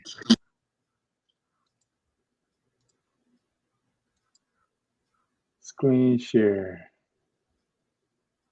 It should notify me when you hit screen share. Come on. I'm trying to see. Okay, I think we got you. We got you. All right, we bringing you in now. Okay, good. Let's see. Screen share. Okay, hold on. Let's see. Okay, that's Marky. You done came in like another. You done came in like 3-4 times, Mr. Moment. Hold on. Let's see. Okay, yeah, we got it there. Yeah. Awesome. Perfect. Okay. So here's the deal. Mm-hmm. In regards to us being able to control information, product, any type of revenue, and receive revenue, ideas, that is traded differently than what it used to be. Information is now dished out by the internet. And the internet is just a place where traffic is controlled by websites. Mm-hmm. But the internet, the foundation of it, the platform of it, is the hosting, is the land. The web hosting is the land. Mm-hmm. And without the web hosting, you don't have a place to put your house. And he who holds the house, if you look at right now, homelessness in America, Black people are catapulting and when it comes to homelessness in America. We are now the face of homelessness, Yes. just like Black men have been are now the face of homosexuality in America. We're the face of homelessness. So because we don't own a home, it's putting us in a position to be on the streets. And so now we can be controlled because of the lack of having the real estate. We don't have ownership. So on the digital sense, web hosting is the real estate that we need to have to project all of our information, to sell our product, for community relations. Communication, absolutely. Yes, for news, stuff that's going on in our communities, publications, you name it. Wow, Professor, I see you came in on this. You want to chime in? I know you want to chime in, Professor. This guy on fire, Professor. Hold on, we got Marquis back in the building. Let's see if we got the Professor. Remote, Okay. but I just want to commend the young man. If you remember, 20 years ago, an article was done on me on the front cover of several magazines in Atlanta, where I said that if Black people, if they don't get on the super highway and understand digital transformation, they're going to be roadkill. And that's the exact same thing that this young man is saying. Is this Frank Moment child, Dr. Juice? Yes, sir. That's Frank Moment Jr. Yes, sir. Man, Frank Moment Jr., your daddy used to cut my hair, bro. All right. And your uncle is my classmate. James? That's my classmate. Okay. I don't know if he claimed me or not, and I don't know if he hasn't gotten out of Waverly, but yeah, he my classmate. All them boys. But I'm sure he does. But I commend you on this, and this is very much needed. The educational portion of what you're doing, I mean, if you was a preacher, I'll just have to say amen. All right. I received that. But you know, it's a passion of mine because I think that if I hadn't gone through and Juice, you may have heard some things. If I hadn't gone through so much that I did in Polk County with racism, I don't think I could have the mind I have. I think I had to go through some things. I had to suffer some things. And then it just that I think that God put it together where not only did I go through some things, but Juice, you know this, he gave me the access to the music industry Yes. that most people did not have the way that it was given to me. Mm-hmm. So that set me up to see things differently. And it's a huge passion of mine. I know that the way that we endure racism, the lack of how hard we work, and I was talking about on this other stream about the Zimbabwe brothers that I know, and we were all having a conversation at one of those guys' houses. And they were talking about how when they came to America, they had this perspective before they came over here of what America really was and how it is. And they found that when they got here, that America has a cap on it. They'll let you get so far as our color, and then the cap, you can't get any further. So they cap us off from growth. And even those who have the wealth, we've said, many of us, why won't Tyler Perry, why won't Oprah, why won't Bill Cosby? Bill Cosby tried it, and that's why he got locked up. Okay? I knew of this 15 years ago when he was trying to buy NBC. He had this idea 15 years ago. I've been knew about it. They just was, really being able to get their hands to touch him. They've been wanting to do it. But these wealthy folks, Michael Jordan, all of them, they have a relationship with Hollywood, and they're restricted on what they can do with their money. So they're not able to use their money for our community to do certain things. We should have had our own service, our own hosting, and our own many other things. And like I was talking about in that other stream as well, when I started the trucking company, I found that we had no share in the ship industry for sea freight. Nothing. We don't control any merchandise going out or coming in. That's the problem. So the solution to me is this here. Putting together a web hosting company that's not like other web hosting companies that are black owned, because some black folks have web hosting companies, but they're basically restricted only to, for those people, they build their websites and then they host it themselves on their servers.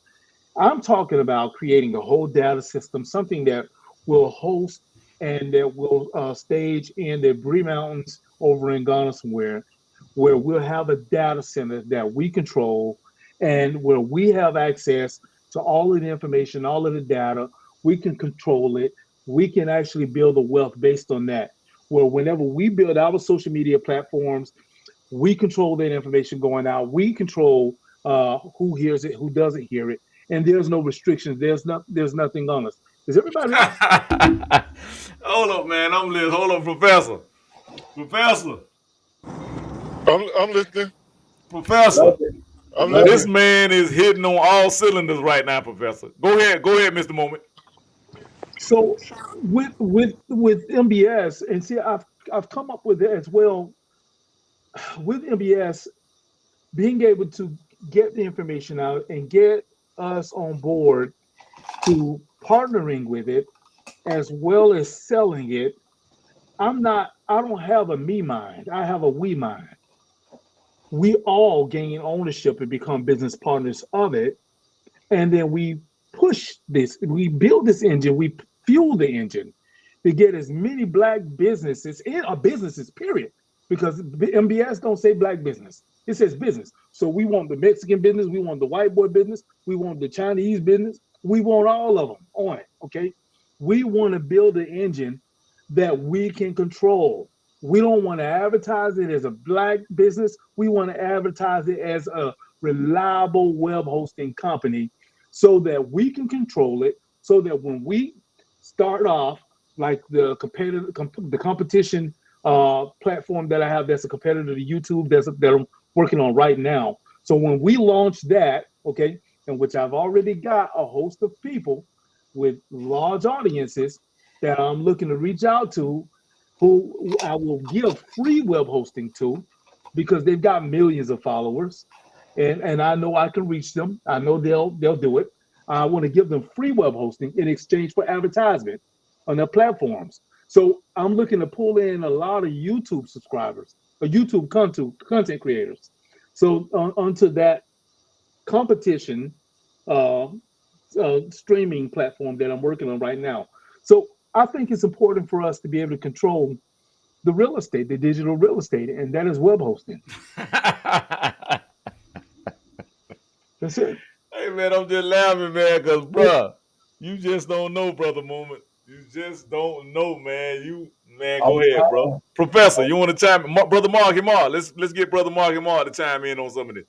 No, I'm like you. I'm over here just listening, shaking my head, overwhelmed, and I'm saying to myself, like the old folk used to say, "Look at God," because we were just talking about that.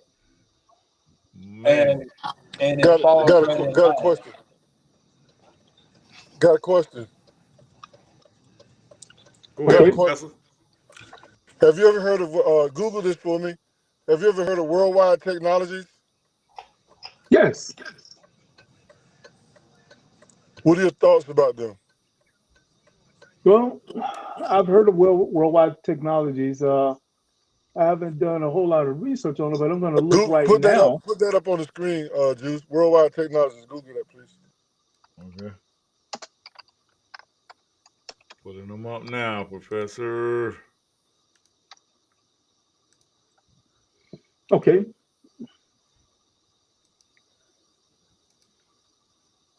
AI, dealing with AI. So automated agencies and stuff like that, right?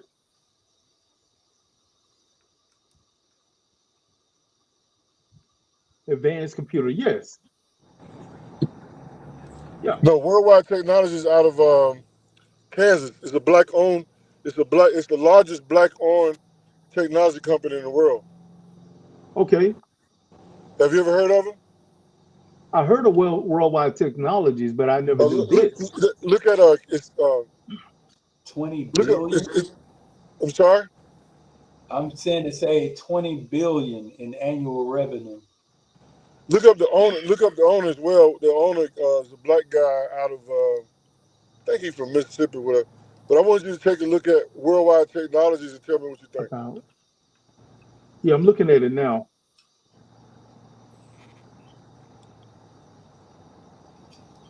It should look at the owner of Worldwide Technologies. Yeah, David Stewart. Exactly, that's it. Yeah. Have you ever heard of them? I've never heard of him. Okay, read that. Global business leader, renowned for his faith-based approach to business and inclusive, values-driven leadership style. As chairman, he directs the work of Worldwide Technologies, the board of directors, and executive management team to ensure they are implementing a growth strategy that capitalizes on strategic opportunities aligned with the company's core values. Dave has a deep passion for serving and investing in others. His business philanthropic and community development endeavors focus on creating positive change for underserved communities where opportunities and conspicuously absent. Y'all forgive me. So reading these big words and I ain't got no glasses on. So there's a whole lot here to read, but right. I just wanted to put you onto that. That's that's the biggest black technology company in the United States. Okay, all right. So it shows his accomplishments, his educational. Those guys and that guy. I used to run data centers almost 25 years ago. That guy got data centers all over the world. Oh wow, wow, wow. So here's the deal. He's doing that, but what's the benefit to us? The benefit is the benefit is strategic, and I can explain that for you as well. I understand hosting very well. I started my hosting career back in 1999 with WorldCom. Right, I got 3 telecoms under my belt. I got WorldCom, I got Bell South, and I got Sprint. So I'm considered somewhat of a subject matter expert when it comes to data centers. In fact, look up. I got to run aside, but one of the data centers. I hear what you're saying loud and clear. Look up the data center that they're building in Montgomery, outside of Montgomery, Alabama. I do law enforcement in Alabama, so I'm right there with you. Trust me. Right.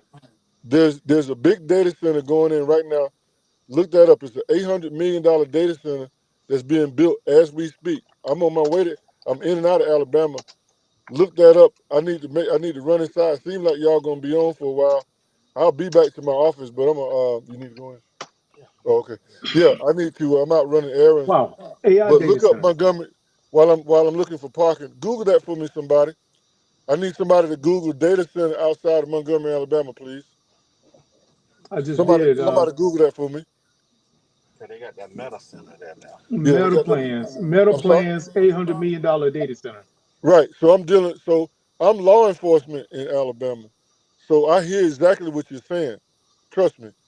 And I'm leveraging my a lot of things in terms of all of those activities around that data center. Have you ever did you know anything about that? I had no idea. Not a problem. That's why they call me a professor. I'll be back. Wow. So now this is, I say, goals, right? this is basically where you're looking to be in the next 10 to 15 years in building data centers like this in order to service all of your clients. See, to me, it's more about the benefit to our community. It's okay to have a party and have a nice big cake and a whole lot of food, give away a lot of gifts, and set a big old table for everybody to eat. But if I'm not invited to eat at the table, what difference, what benefit was it to me? Right. See, a lot of times, and this is the point I was, trying to make respectfully. Me being in the entertainment industry on the level that I have been in it, I understand that when you get a certain amount of money, that black man is only there because they allow him to be there. And he's there because he followed the rules. I'm gonna give you an example. There's a black guy, there's an South African guy that came up with I think an idea for wireless TV or something like that. So electronics would be wireless, wouldn't be using power. Well, he mysteriously fell off a tall building last year to his death.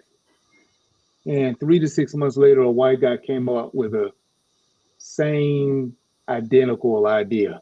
Right. If they want to get rid of you, they will. So you have a lot of wealthy black people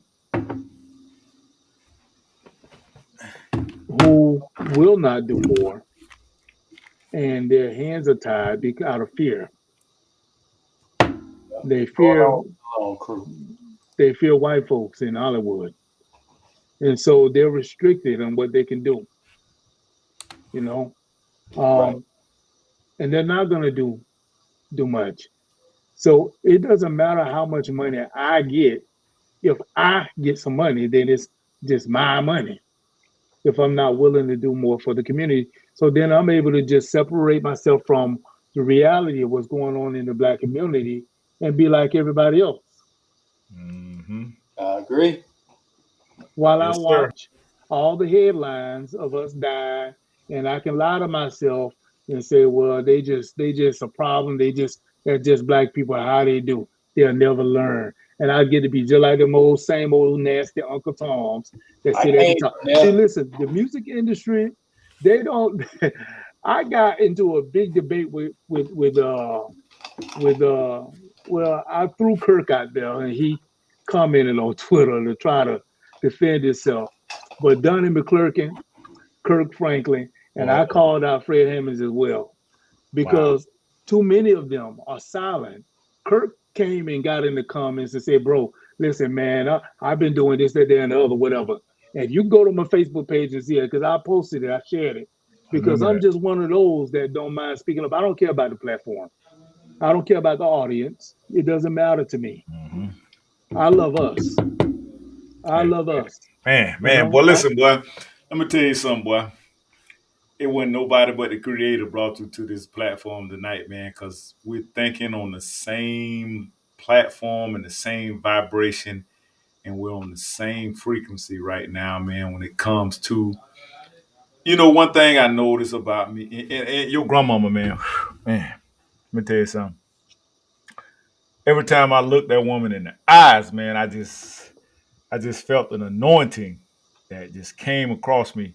She was truly an appointed, chosen, celestial being. I think that was on this planet for a reason, and nobody else could fulfill that. Man, I'm telling you, and she was a woman of few words. She didn't even have to say a whole lot of stuff. You know what I'm saying, Mark? And you would literally get a whole thesis from her. You would get a whole sermon.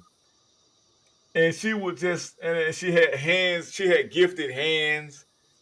And man, that soil over there right now is still anointed. I watched that soil, how them plants, they growing so big, they don't even have nowhere to grow. They just grow everywhere, The man. soul is rich. Yeah. It's so Very rich, man. I'm richly. like, oh my God. I used to watch how she used to pray over that stuff. You ever seen a woman pray over the soil? Brother Mark, this woman prayed over the soil. Wow. So when I tell you, I know this man right here is truly anointed, and this man is a chosen one. And he has to fulfill his journey. He has to fulfill his assignment. You remember, brother, Javo? Yeah. That's my cousin. Jabo from Core Shores? No, Mr. Moment. Okay, that's yeah. your cousin? Yeah. Oh, man, what's going on, fam? Oh, yeah. That's my brother. Yeah, I know. That's my brother, yes. Yes. Yeah, he was taken too soon. Yes, Yep, sir. at 22. Yeah. Yep. Small yeah. 22 years old. Yeah, I remember that day real good. Yeah, I bet. Yeah. I knew him ever since he was a little old fella. Yeah. That's my cousin. Yeah. Well, listen, Mr. Moments, you have definitely set it off tonight. You have motivated. That was, I'm telling you, that was motivational. And because what it does, digital real estate, it brings together, and like you said, it's fine that we have people with big data centers, money, and all that. But how can we utilize it? Because there's always people out there with this stuff, but we need to be able to utilize it for, as Mr. Moment said, for the community, because that's the key to it, the community. And our community is getting blocked into these little boxes, and we got to get out of it. And unless we own our real estate. I love how you put that together. If we don't own our virtual real estate, then we'll always be at the beck and call of the plantation owner who Yep. owns the doggone real estate. So Wow. I agree. Love it, brother. Wow. Absolutely. Wow. Absolutely. Wow. So like I say, we got you in the rotation, Mr. Moments, Brother Moments. We usually go live on Thursday. We just had a special request tonight that we went live for because there's so much going on, man. There's so Yes. much going on in this country, man, and we got to talk about this thing. And like you say, we need our own platform of communication so that way we can speak freely and we're not censored. That's what they're doing right now, especially with this election time. They want to censor us and they want to try to give us the talking points. But that's the one thing about technology, man. You can control the narrative, I wanna. and that's what I I, love. I'm working on something right now, and I ain't making this up, y'all. Like when you say so much is going on in this country, and that you could have never spoke more of a true statement because right now this country is in total disarray, and I have been working on something for a good little bit. One of those things is putting together some stuff to help repatriate Black people from out of this country over into Africa, even as far as building apartments or housing rather for Black folks over in Africa, helping to create that. And I have a toilet paper business. I showed you HebrewsRail.com, but I have a toilet paper business, manufacturing company that really God gave me the idea back in 2015, and I should have did it then. I'd be sitting on ideas and scared to move on them, and I should have, because had I did it when the pandemic hit, it would have been game over. Because I had access to all the manufacturing equipment at the time. I So remember that. I remember that. I plan to actually create that business once I get over into Ghana, along with a couple of other business ventures that I have. But one of the things that I've been working on right now and looking at is purchasing a ship. A ship. I yeah. That Myself, myself, and another brother out of Alaska. He works for a sea freight company, and he's got some capital. So let me give y'all an idea. Okay, so listen, I bought real estate in the Charlotte area, Charlotte, North Carolina area. And the real estate that I purchased it 3 years ago. I'm gonna go and throw it out there. I paid $19,500 for the land. I paid $19,500 cash. It's 3 minutes from the Cleveland Mall, literally right around the corner from where they arrested Dylan Roof after he killed all those folks in Columbia. It's 3 minutes from the Cleveland Mall. It's 3 minutes from a brand new school that's about 3 years old. 3 years old. It's a middle school. It's literally 3 minutes from a brand new subdivision with homes that's valued from almost $400,000 to $700,000. It is the last piece of property on that street, which ends in a cul-de-sac. No more available land. What I plan to do is I plan to build homes on the property. I just got it subdivided in January. My goals were to actually take the revenue from that land, and that's been to propel some ideas that I have over in Ghana. I've got access to oceanfront property in Accra, down at Cape Coast. So what I plan to do is give us the plug.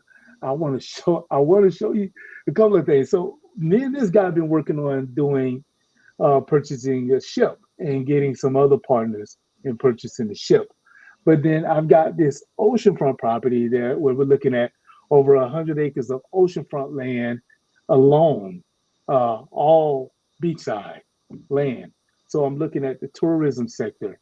I came up with, and I told you, Mr. Watkins, T-Ball's dad, he's been in on this stuff with me, and we got a collage of other big names I ain't gonna even say that's involved in it. I'll just throw one out. You know, Idris Elba, he's working as well in the Sierra Leone project. So one thing that I've came up with is something called Kush Kingdom, the theme park. I remember And that. I remember you telling me about that a long I time. ain't just listen. I will give you a little sneak Coffee. preview. I will give a sneak preview of it. Let's see here.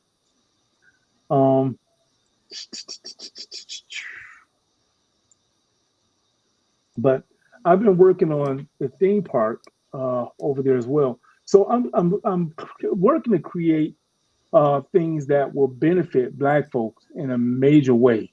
And if you looked, I'm going to share this screen. Let's see.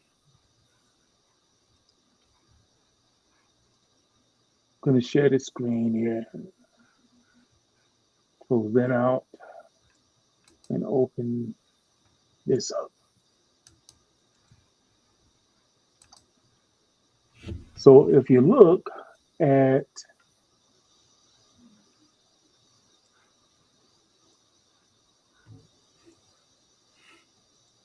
I got a lot going on, y'all. That's a good thing. Yes, yes, I got a lot going on, and I stay busy. that's I beautiful. stay busy. You get that? Let me see. Yes, sir. You got it? Uh-huh.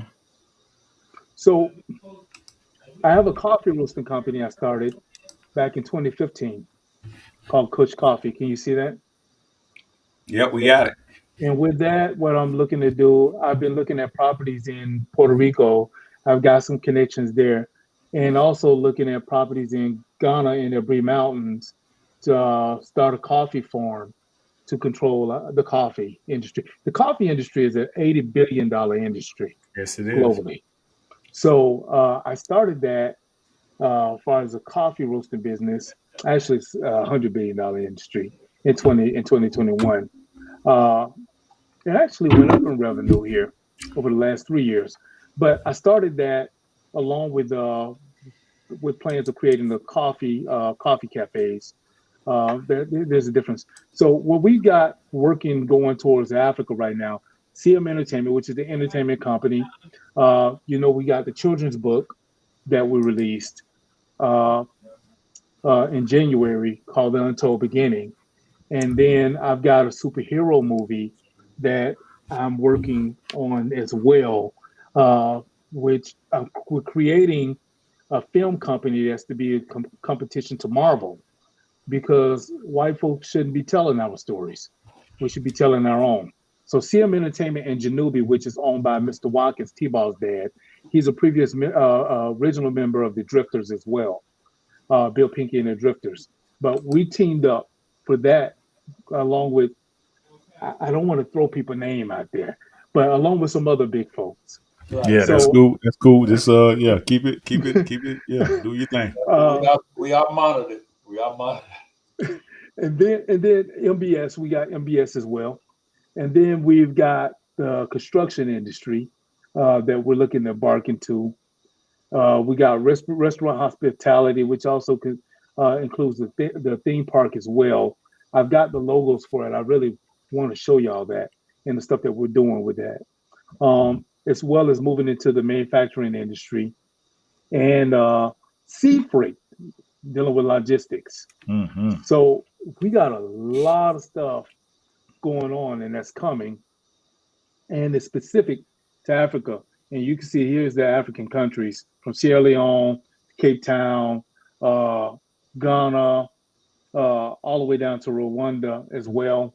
And just a little bit of what is going on with with Sierra Leone. This is Sierra Leone coast. They're building heavily in Sierra Leone right now, and you can kind of see the pictures there. So a lot's going on there. They just completed the bridge from Freetown to the mainland. So there's a lot going on, y'all. That that I'm just like really trying to push and trying to get us on board. So if we can get on board with something like and I'm trying to stop the screen share. There we go. If we can get on board with something and work together as something such as the MBS, we can create a much bigger engine. And I'm talking about from not only investments, but partnering to sell the service, encouraging other Black folks to have businesses to host, just getting the message out. Then also a strategic planning guide so that we can plan to put together social media platforms of our own that will sit on that hosting platform, targeting ball players. We got so many ball players from Polk County. Yeah. Can you imagine if we started getting them to pour into what we're doing? Silent investors. Absolutely. Silent investors. And that's the thing, man. A lot of our folks are not even aware of their investment powers and their growth. They have not been introduced to this type of business mindset. They don't. I mean, everything's about goofy stuff. Go spend up all your money, buy Louis Vuitton, Gucci, Prada. And Gucci and Prada is never like investing back into our culture. That's why I know, listen, family, don't get me wrong. I already know. I used to spend a lot of money. Cole, I used to have fancy stuff, Yes, big yes. rims, fancy cars, Gucci, Tommy Hilfiger. I mean, you name it. But somewhere my money and my finance got mature, and I start thinking, and I start being an intelligent thinker.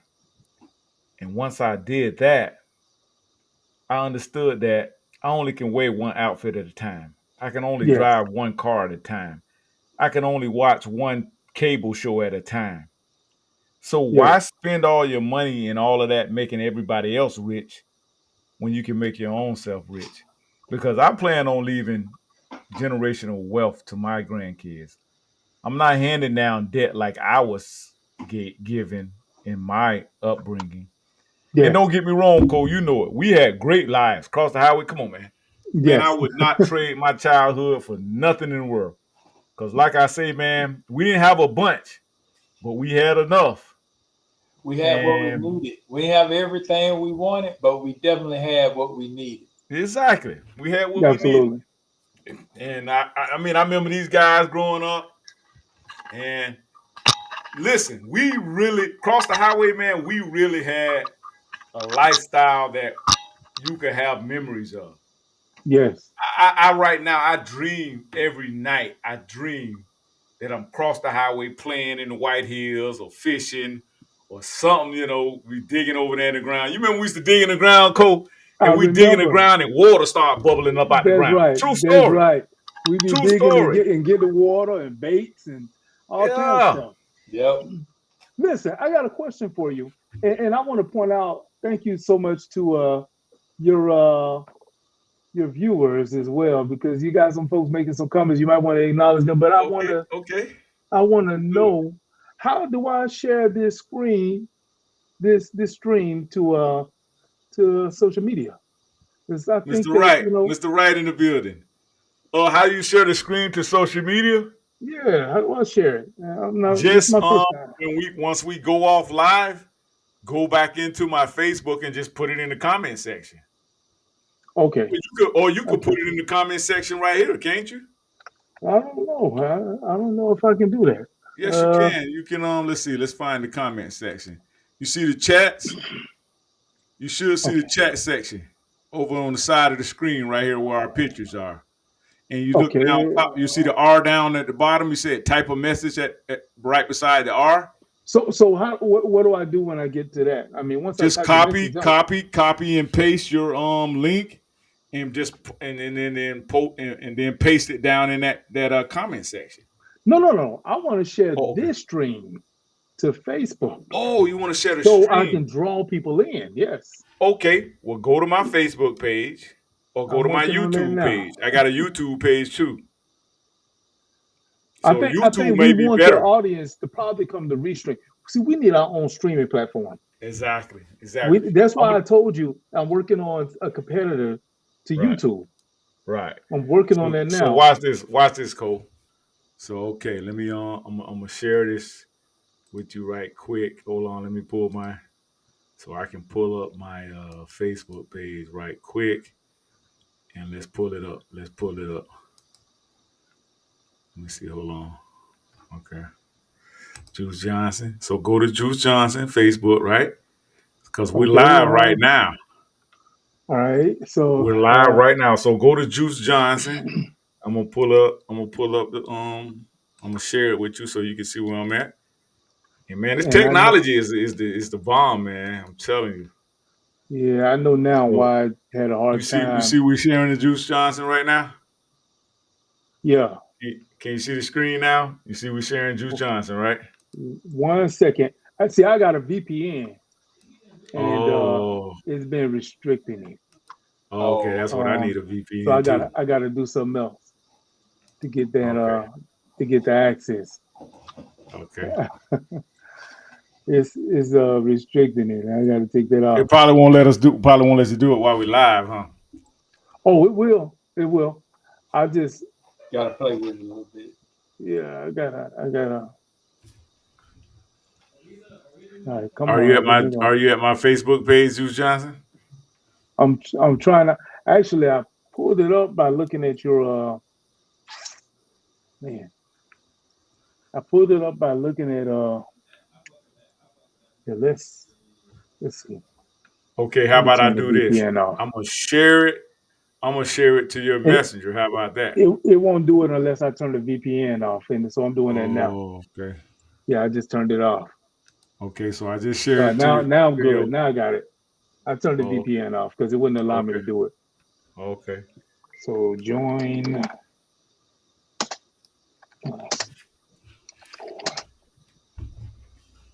What's the name of the show? I'm sorry. Urban Matters. That's right, Urban Matters. With an S on it, matter, and then put the word matter again with no S, live chat.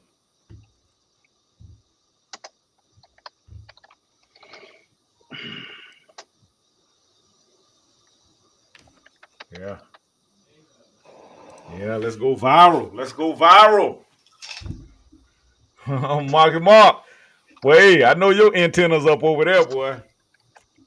Yeah. I was talking to somebody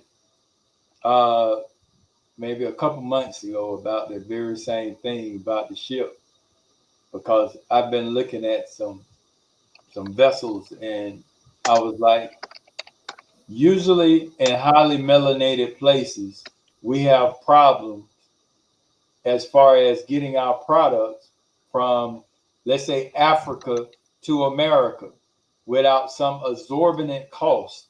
Same thing with Jamaica, same thing with the DR, same thing with Haiti. So, if we stop depending on others to ship the products and we start shipping them ourselves, we can save people money and we can make. Yeah, exactly. We can support and that's called self-sustainability. Absolutely. Right. And we'll give more access to our products that we're manufacturing in these other countries. Yeah. As well as what we're creating here. Yes. Yes, sir. So yes. And so let me tell you, I just started smiling because I'm like, whoa, I like this, Absolutely. Yeah, I mean, absolutely. So yeah, that was because I used to, when I was in Houston, I had this African lady, and I used to buy shirts from her and stuff like that, and it was a certain time of year she would send out for all of her stuff from Africa. And she say, I can only afford to do like one shipment because it's so expensive. So she would do one shipment every year around the same time. And that made it more affordable for her. Mm-hmm. And then with the people in the islands, it's difficult for them. You know, they do the blue barrel shipping. Yeah. Yeah. So Absolutely. Let's do some of these comments. Mr. Wright says, all right, Mr. Wright says, you have to get the people around them to believe first. These young athletes are programmed to think everyone is out to get their money. And you know what? That's a tactic of the J people, the Jew man. You know, like Michael Jackson say, don't try to Jew me. Jew me. Yeah. Because these people do not want our black athletes to invest back into their community. That That's way right. they're more controllable. Right. And they're controlling their money. Exactly. So they'll tell them, hey, you know, same thing when immigrants come here and they say don't mess with Black Americans. Mess with Black Americans. They tell It's them the that. same thing.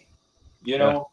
So that J man, he gonna be saying, oh no, don't trust this one, don't trust this one. I got a guy named Tony who's been doing this for years. All right. You can trust him. And then they get you to sign contracts, and then next thing you know, you broke. Yep. Absolutely. And you got a story to tell. That's Absolutely. Absolutely. Yeah, man. Listen, man, it's been a great show, fellas. We're gonna wind it down, but hey, Mr. Moments. And definitely Mr. Evans, we appreciate your presence. Absolutely. And we're gonna keep going. Listen, man, you here. got me hyped up right now. I don't even know if I'm gonna be able to go to sleep tonight, bro. I'm serious. I saw you building doing the construction thing too, man. That was very impressive. You opening up those and Mr. Evans here, he's a construction guy as well. And so am I. I'm more in the weatherization side of it. I'm in the climate rehabilitation part of it, like taking existing dwellings and finding different climate issues and intrusion and just trying to keep climate containment and doing energy efficient types of repairs and upgrades. So that's the business I'm in right now. And definitely, man, I may be calling you for some constructional advice. So definitely. Absolutely. Mr. Evans, what do you do in construction? Remodeling. Okay, you do remodeling. Yeah. Okay. Yeah. Mm-hmm. Yeah. I pretty much do everything. I've held a contractor's license. I got a lot under my belt. Also, how you do it, man. You need a crew, man. All that stuff you doing, bro. I'm like, hey, Bramar, the man he was moving structural beams and everything. I'm like, oh snap, this down here. Yeah, and I've done a lot of that, but not necessarily. I got you. I wasn't supposed to be doing.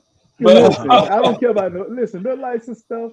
They put that in place to stop us and to slow us down. Yeah, exactly. Because we controlled it. That's what Esau did, man. Yeah.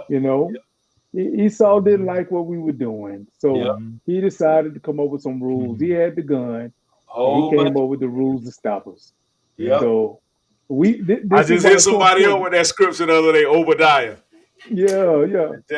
I just hit somebody up with that scripture. An old woman, she was talking about, well, I just don't understand. I say, God say Esau, he hated.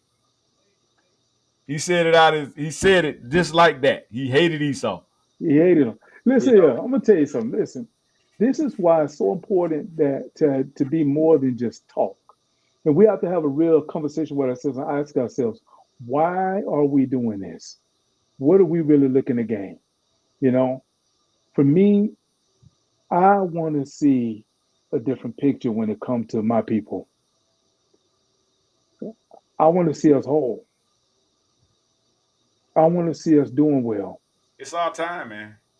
And we have to have a different mind as we're doing it. And I think that the goal and the key to this is us getting an engine and saying, I want to become a part of it. It don't take a whole lot to do something. It don't take a whole lot. Something like just like with MBS, it don't take a lot going into that. It's more so of the marketing. That's it. Because when you market it, I got a whole commercial I put together for this thing. Beautiful Determination. commercial. Determination. Yeah, it's a beautiful commercial. Let me show you.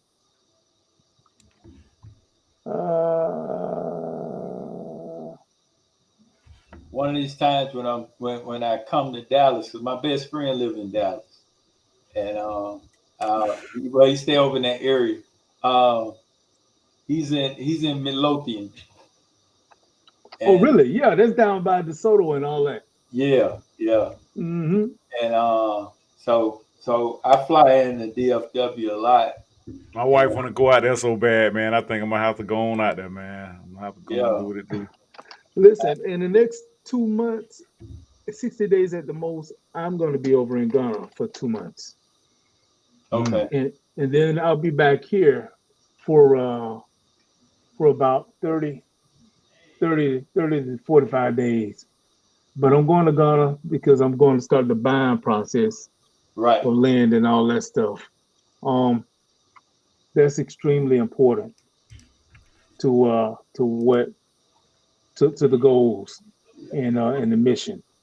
Yeah, my friend is over in Kenya doing the same thing outside, right there in Kenya area.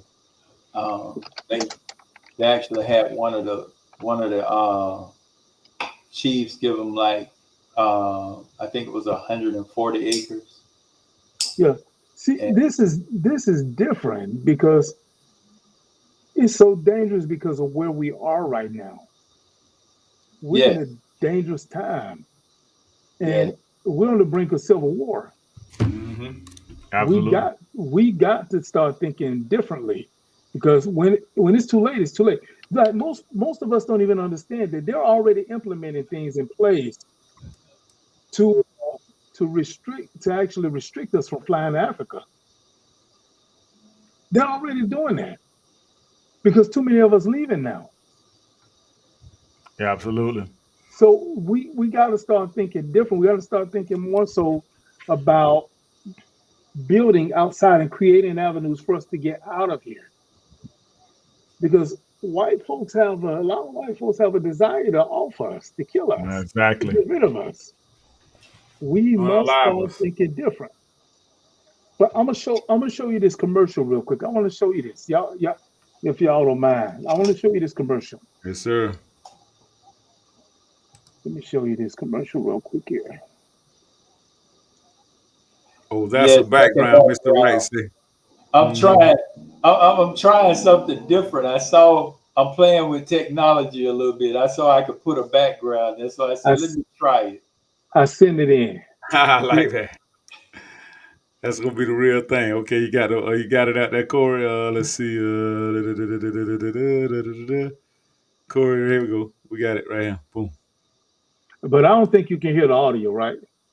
Yeah, we can hear it as long as you don't have it on stuck mute. in rush hour traffic? Sick of your current web hosting company leaving you hanging? Introducing Moment Business Solutions Web Hosting. Say goodbye to sluggish load times and hello to lightning fast speed. Wow, this is fast. At MBS, we've turned our competitors' weaknesses into our strengths. While they're struggling to keep up, we're leading the pack with reliable service and competitive prices. Plus, our customer support team is here 24/7 to ensure you never feel stranded in the digital wilderness. How can I make your day awesome today? So why settle for less when you can have the best? Visit MBS Web Hosting today to easily switch your hosting services or sign up for the first time. Moment Business Solutions Web Hosting, because every second counts in the digital world.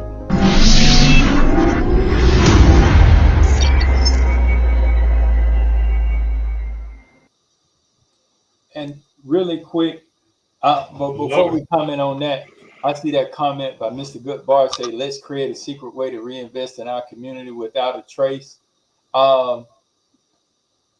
Just donate. donate to this platform, and we're gonna get the work done. Yes, sir. Donate. We need that. We need that. The donate thing up too. QR code. Yeah, I don't know why I must have. QR code. Thank you, Professor. You know, I'm new to this. I ain't quite true to this just yet. Yeah. All right. Absolutely. That was a nice commercial. That was. Thank you. I'm glad you like it. It doesn't take much, y'all. Yeah. Let's see, we got the professor God back help me in the create the digital vehicle. building again. Professor, we want to give us some encouraging words for our conclusion. So, I'm just coming on the tail end of things, but and I know a couple points that I wanted to make. I understand the desire for independent hosting and e-commerce and those things. I understand offshore. In fact, I have a meeting with Google tomorrow. And I have a meeting with Google tomorrow and Thursday, and that meeting deals with their platform, Google Cloud. I'm going to be looking at that from a law enforcement perspective because one of the big things, and it continues to grow, is digital evidence. So one of the things I'll just speak to that from a hosting perspective. More and more, there are laws and compliances that's in place that you can't get around. Matter of fact, I could read the Bible to you right quick from a law. See, I have federal law. Okay, so I can sit here all night and talk about. In fact, let me just entertain you just on one quick thing here. But one of the things that I'm trying to do from a academic perspective is help educate you on all these aspects. So when we talk about digital evidence, that's a whole new world. And when you consider all of the things that we're having going on in this world, from domestic terrorism, foreign terrorism, we're dealing with ransomware, we're dealing with cyber attacks, we're dealing with all of these things. So when you look at these acts of martial law, all of these things that's been evoked in the past when we've had to deal with terrorists, it's a little bit more complex than one would think on the surface. And one of the things that we're going to have to be educated on is how to navigate from a legal perspective as well, and ethics and all of that. So I'm here to provide that education as well, because I do look at digital transformation from a law enforcement perspective as well, and we need to have that knowledge so that we won't fall in the booby trap of ignorance. You know what I'm saying? Right. So I from my body of work, I don't know if you know much about me, but I'll just say that I have a depth and breadth of technology. Big Four consulting experience, teaching it for a while, and that's not to say I know everything. It's to say that I have a very extensive body of work, and I'm now giving that back also to the community. So I'm just so excited with this grassroots organization, Urban Matter Live, my partnership with them, the Lincoln Avenue platform that we're building, and we are demonstrating to the world that Black men can educate themselves. We haven't, what we're doing right now, self-finance. We haven't asked nobody for permission to do anything, and we're looking to build innovative solutions so that we can create our own economic solutions. You know, so I appreciate the things that I did here. I'm sorry that I had to run around a little bit. I usually don't do that, but that also was an experiment because we have the most powerful tool in our hand. We have the most powerful tool in our hand, and it's like a hammer. We can build economic solutions around it, just like we can take a hammer and build a building, or we can use it in a negative way and tear things down. So it's kind of like a two-edged. The technology is a two-edged sword. You know, so that's what I have to say about it, and I'm here to provide whatever resources, knowledge. I want to encourage the other folks my age. We got a lot of natural resources in our community. We got educators. We got underutilized resources. When you talk about hosting is one thing, but would you not agree that content is the key to hosting? Mm-hmm. So I'm gonna talk to you philosophically about that, right? I get studied hosting for a long time. Content is the key. So once we have the hosting in place, how do we? It's kind of like firewood, right? I sell a lot of firewood, and wood sitting on the side of the road, you probably wouldn't pay attention to it. But if you take the right kind of wood and you cut it a certain kind of way, there's all type of uses that you can get from it. So content is the same way. Digital content, and people are making millions of dollars right now on content. So what we're doing right now, we're building content. We know what our numbers are. That's why we continue this, because every time that we do this, every time that we go live with Urban Matters Live, our numbers just go up. So we're going to demonstrate how you can monetize what we're doing and educate at the same time. How about Right. that, Juice?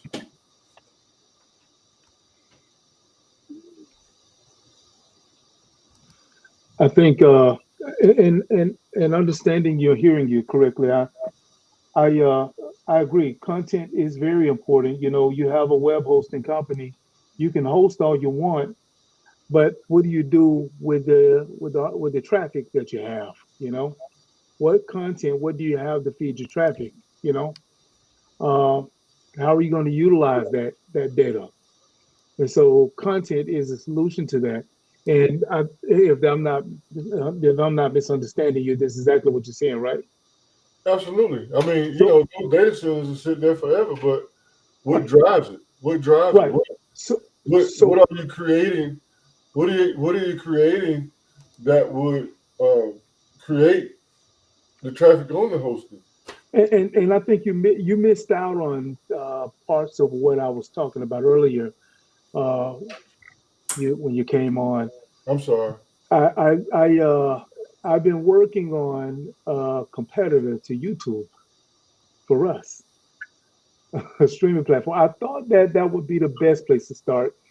It's something that I thought of doing way back in 2012, I believe it was, when I first thought of this idea. And it's a competition to YouTube. And the idea is to create this platform that's competitive to YouTube, that is built around melanated cultures globally. So, taking that, I would be going after content creators on YouTube that have millions of subscribers, and they would listen to me because of my background in the entertainment industry. They would be more inclined to say yes. And the trade out would be giving them free web hosting in trade out for advertisement, along with them being able to access and have access to another platform that's more built, an environment more built for them. You know what I mean? Oh, listen, bro. I mean, listen. I mean, like, where the hell you come from? I've never heard such an eloquent pitch like that. You know what I mean? I've spent, bro. I spent time working in Silicon Valley, man. You know what I'm saying? I've been around .com. I've done .com acquisitions. I get it. And one of the things that I think that I don't know where are you located right now? I'm in Dallas. Oh man, well see that's why you're talking like that. I've been everywhere though. I get it. I mean I understand the Dallas market, but here's my point. One of the things because I'm also focused on my community as well. You know where I'm from, right? Where you from? And what I heard you just say is music to my ears. And what I mean by that is that how do I, and you'll get what I'm about to ask you. So how do I create an educational platform that would teach a community? They hate me when I call them a third world country, but that's the way I see them. How do you teach that level of education? How do you raise them up to be able to create content and pitch it from a entrepreneur, a cyberpreneur perspective? You understand what I'm saying? From a .com, everything that you're talking about is basically a .com model, and I've heard a zillion .com models, right? And I'm like, you know, when I hear those models, I'm like, bro, run with it, try it. I mean, that's how Google, Yahoo, I mean, Facebook, those was college dudes, you know. I think I heard somebody say about who was it, Black Planet. I remember all those days. I mean, I had a bro, I was on Black the front Planet cover. was the original Facebook and the original MySpace. I was on the front cover. Do I need to pull that up, Dr. Juice? Let me pull that. You don't get close. Bro, I understand I .com. totally believe you. I don't think you know much about my background. No, but I'm here. But I'm just going by what I just heard But on. I get what you're saying. Yeah, I believe you. I totally believe you. So what I'm saying is, all I'm saying is, I would like to see. I like to see more of what I heard from you. Is what I'm preaching. Oh yeah, we got him clicked in, Professor. He gonna be part of the platform. He Yeah, I gave want us to his see. commitment, and See, he's gonna be. check this out. So one of my arguments down there, they have this incubator that Dr. Juice, now, if you want to see us argue a little bit, we would fuss and fight about that. We have different philosophies, but the thing that we fight about, and I don't think it's a bad fight, but I always said that a digital incubator is going to work better than that brick and mortar bullshit they got going on down there. And what I'm also saying is that, if you know, in pitching you, I'm saying that what you just said sounds like a digital incubator in terms of teaching people how to build an e-commerce model, because that's the content. So when I talk, and I heard what you said about Africa and all this kind of stuff, I understand those models where they got micro businesses. So they got so imagine a micro business on that platform you're talking about, the revenue from that, right? And then the different models that can come out of that hosted scenario that you're talking about. I'm right there with you, bro. Absolutely. Listen, I've been across town and back. Y'all still going. I got it. So my argument has always been, when they was all hyped about that physical incubator, I even talked to a bank about this. I said, hey, you know, if you want to put money on the street, they got all this money on the street.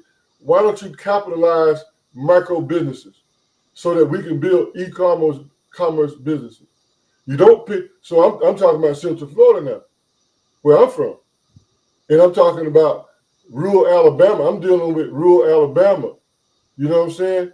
So this is the educational piece where you build e-commerce. Give an example. You want to talk about commerce? I know of a young lady. She went and took AI and designed some kind of mouse or whatever kind of crazy stuff. But it's not crazy because guess what she did? She made coloring books out of it and made a ebook coloring book. And last time I saw the number, she had made $11,000 for taking AI and building coloring books, bro. An ebook. So there's so many examples that could be created with that type of education, and then teach them how to pitch, just like you said. He have been pitching the whole concept of hosting. That's all I'm saying. I love it. And how do you we can bring that education to the table. And then piggyback off of that, Dr. Juice and I, we spoke about this many times. You know, one of the biggest tools that's been used against our community is the division in our community. We're no longer in those red line communities like cross the highway, so forth and so on. We're being dispersed into different communities, so we all can come together in one spot. This is a beautiful place for us to come together in one spot. When we have businesses and whatnot, the problem is I don't know that Shaniqua got a business over there on the one side of town, and then Dr. Juice got a business over here 2 towns over, and then Corey got another one. You know, we just so spread out. We'll be driving all day, and we don't know who all have what. So here, utilizing this platform, your platform, everybody can be in one place, and now we can scroll through and we can go, I need some weave. I do need some. And then we can go and we can find it. I need to ship something from here to here. We can go there and we can find it. So this is a beauty. These are great platforms in order to get that done. And that's our macro community business that we can do in our area and throughout the nation.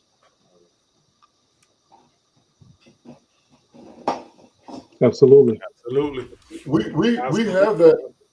What I want to say to you, brother, Moment, we have that capability already. I mean, I have a platform ready to go that has a monetization engine. I mean, paywall. It's a newspaper. One of the models that I believe in is that when you look at Emancipation Proclamation, there were 2 organizations that brought Black people to where they are today, really, especially out of slavery, and that was the Black newspaper and the Black church. Those 2 organizations. So now that technology and hosting and all these things are available, and we have 1% Black media, philosophically, I believe that every community now should have their own media. I don't care the size. Yeah. So the market that I'm dealing with right now, is the Black Belt. Okay, 56% of the Black people in America live in the Black Belt. That's Louisiana, Mississippi, Alabama, and Georgia. You have more Black municipalities in those states than anywhere in the country. And there's a lot of grant money out there. There's a lot, and I've been telling Juice this a long time.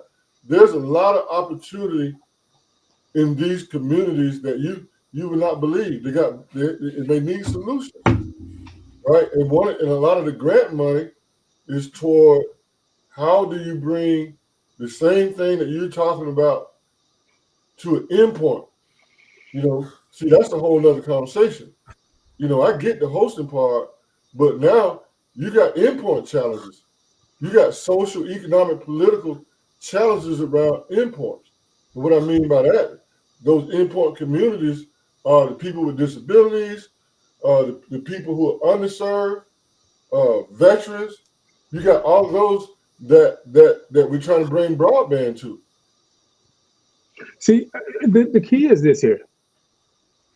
Because of society, the world moving to a digital environment of functionality, grassroots has taken a large back door and is now not even viewed as a viable, safe way to do business or get information out. It's imperative now that we control the information and the source, the engine, the vehicle that moves the information in order to provide the resources that you just described and talked about. That vehicle is like. We say go ahead. control. Help me out with what does control mean? Okay. Most of the issues that we have in rural areas and places that you spoke about, is a lot of it has to do with the lack of information. People don't know. You know, there's so many things that they have no idea of. There's a lot of things that I've talked about that when you weren't on, and even when I was on the other stream, you know, information I gave that was free game for people that wanted to hear it. And, you know, dealing with real estate, buying property, stuff like that, you know, it's just folks don't know. There was information kept from us. It was hidden from us, which is the same as what you're talking about, the redlining and stuff like that, and how they did that, why they did it, you know. There's some things that some of us know that others don't know. You know some things. You picked up that book, and that book has a wealth of knowledge that you know. And my ears are here for it, you know, but you know it. But if we did not have this great vehicle that we're on right now, Restream, via Urban Matters Matter. Urban Matters Matter is a house, a domain that uses a vehicle, Restream. And Restream sits on some land. And because of that land, we're able to disseminate that information. But if that land that is owned by that white boy, if he decides to snatch the land away because we've gotten too big on Restream and are doing too much with it, if he decides to snatch the land away, what do we have to get the information out? Because there's the same information that we need to disseminate, in which you're talking about right now, that's going on in Alabama, Georgia, Mississippi. That information is given out right now through this house. That's why it's so important for us to be able to control the vehicle that the information travels on. That's what I'm trying to put. That's why I started there first. And I understand that when it comes to streaming and being able to have platforms that have a platform starting somewhere, an engine that's going to start that gives us the foundation that we need for streaming. It's important because visual content is more powerful than anything right now, especially more powerful than audio. YouTube is the biggest streaming platform in the world. I have a question so that I can understand, you know, from a philosophical perspective, right? So, because I'm hung up on control, I understand the educational approach that I hear, but control is a big word for me in the technology field. I'm an auditor, all that kind of stuff, right? So, when you say control, are you suggesting control to the extent that it's an off-grid proposition? You're saying that Black people should get off the grid? I am saying that Black people redirecting the way we do business, the vehicle that we choose to do business through. I gave an example on this other stream that I was on earlier of how Black people, when we have a problem with certain issues, we boycott, if you will, and we say we're going to hold back the dollar. And when we do that, we understand that because of the way that we spend money, we're going to see results immediately because of it. When we get results when we do it. If we started in a small way, if we had to, or put money behind the marketing to build a web hosting company that has the ability to do all the things that I just talked about, if we could redirect the Black business, Black social media, all of the way that we do things, we would affect so many markets in so many ways.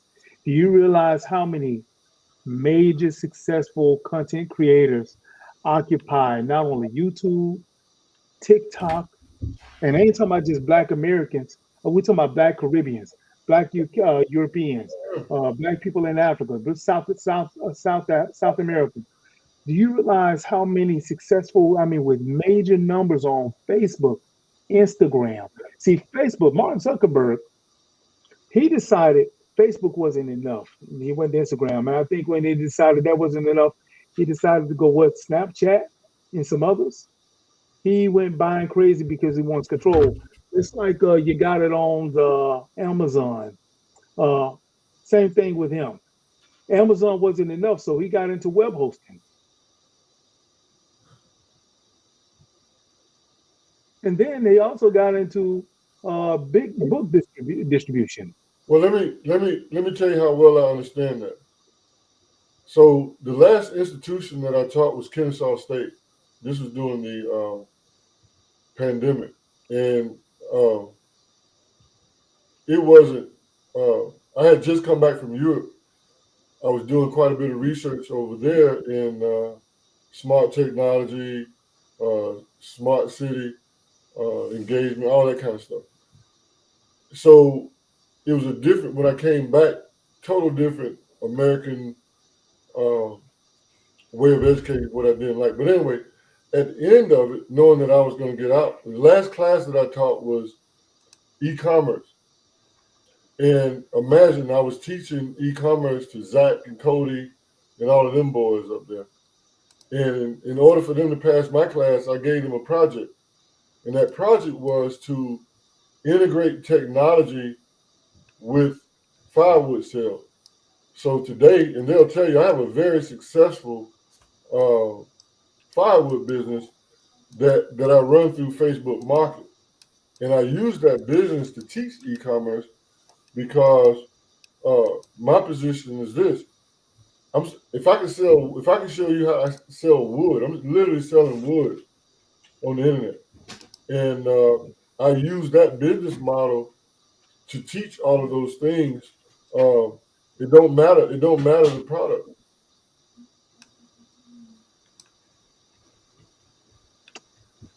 And I understand where you're coming from, and I agree. Absolutely, yes. Matter of fact, let me just do a shameless. I need to do a shameless pitch right quick. Let me do a shameless. Because you know what, in the wood, a lot of people don't know this. One of the reasons why we're able to do what we're doing is because I sell firewood to finance my infrastructure. I just wasn't. So the infrastructure that we're doing right now is actually financed with the wood sales. The stuff that I talk about as a professor, I know that I'm not going to get in research money. You have to make your own research money. So I decided to use the firewood business as a funding source, selling wood. So selling wood is how we fuel the infrastructure. Very successful business. A lot of directions that I never thought that I would be involved. For instance, when I started this business, I never thought that I would be a barbecue judge. I'm a barbecue judge in the Southeast region. I'm also a barbecue judge for the Georgia Barbecue Association. Oh, man. But the money that I make from firewood sales, which is an e-commerce business, right? It's an e-commerce business, comes from this platform. And then during the wintertime, just kind of show you, during the wintertime, we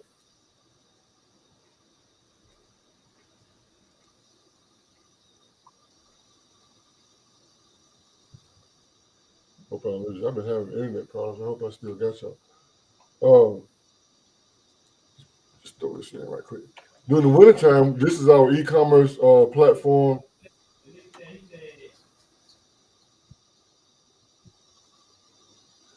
So this is our so during the wintertime, and we're getting ready for the winter. Okay.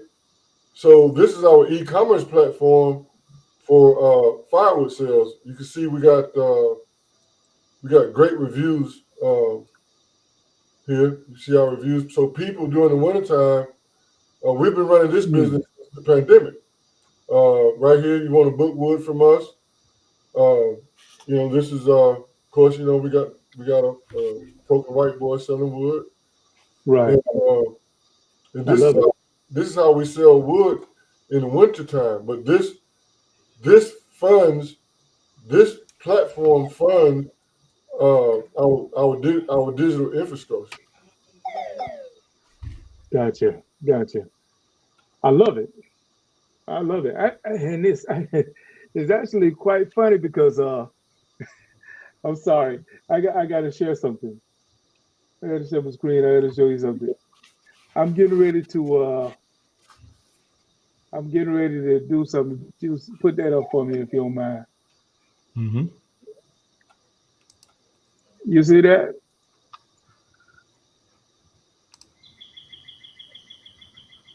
You see that? Oh man.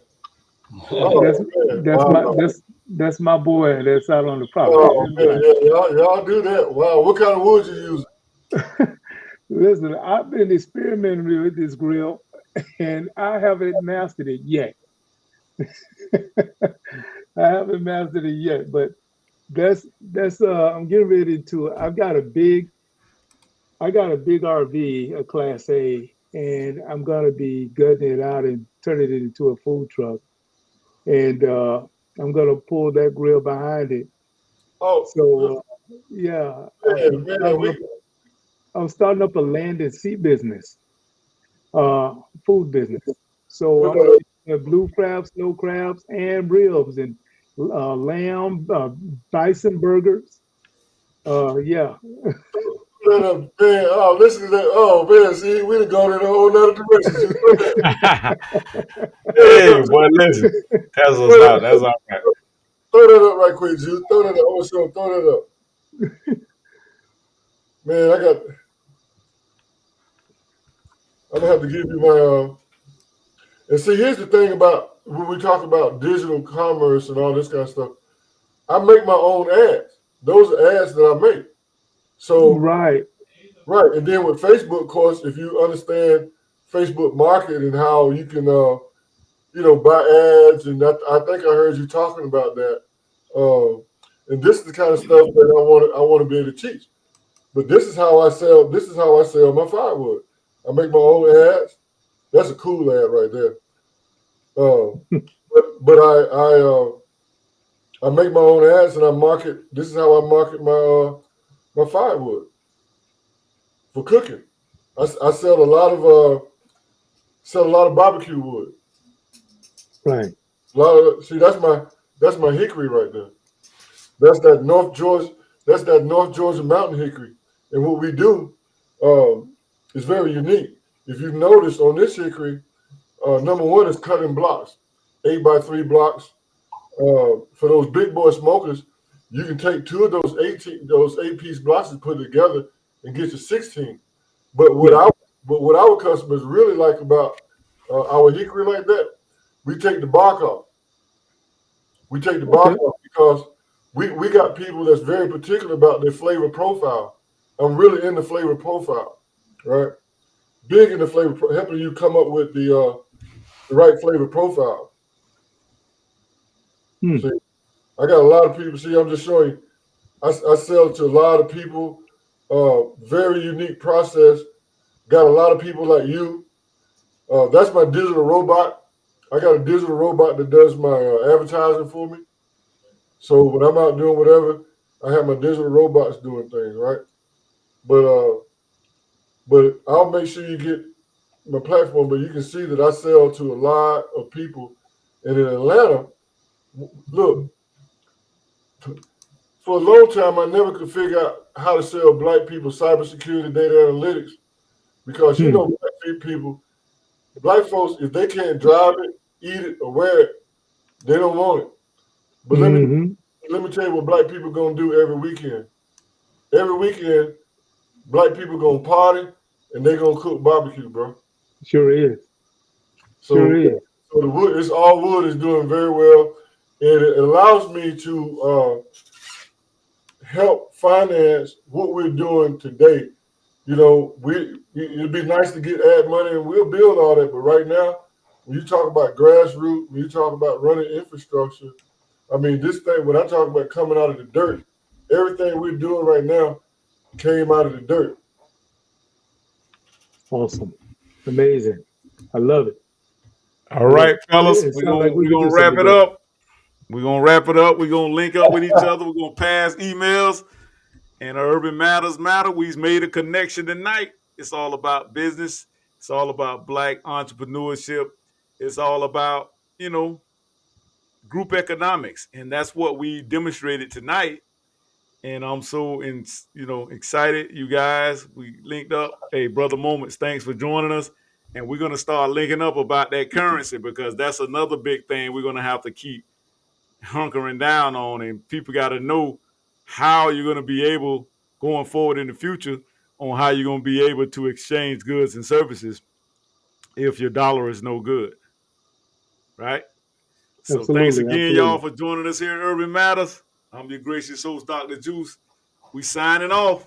Salute. Thank Hey, you, salute everybody. these black men right now. Y'all salute these black men because these black men are leaving a digital footprint for us to be able to go into the future and educate ourselves. And I'm just excited, man. This is really it's really turning into be a beautiful thing, man. It really is, man. So I'm just All right, Spencer. Hey, Breezy, cut that shit up. Salute, fellas. Hey, let's link up. Make sure we exchange numbers, exchange emails, exchange whatever we got to exchange, so we can get in touch with each other, man. Hey, Breezy, cut that shit up. Peace and black power, baby. Love it.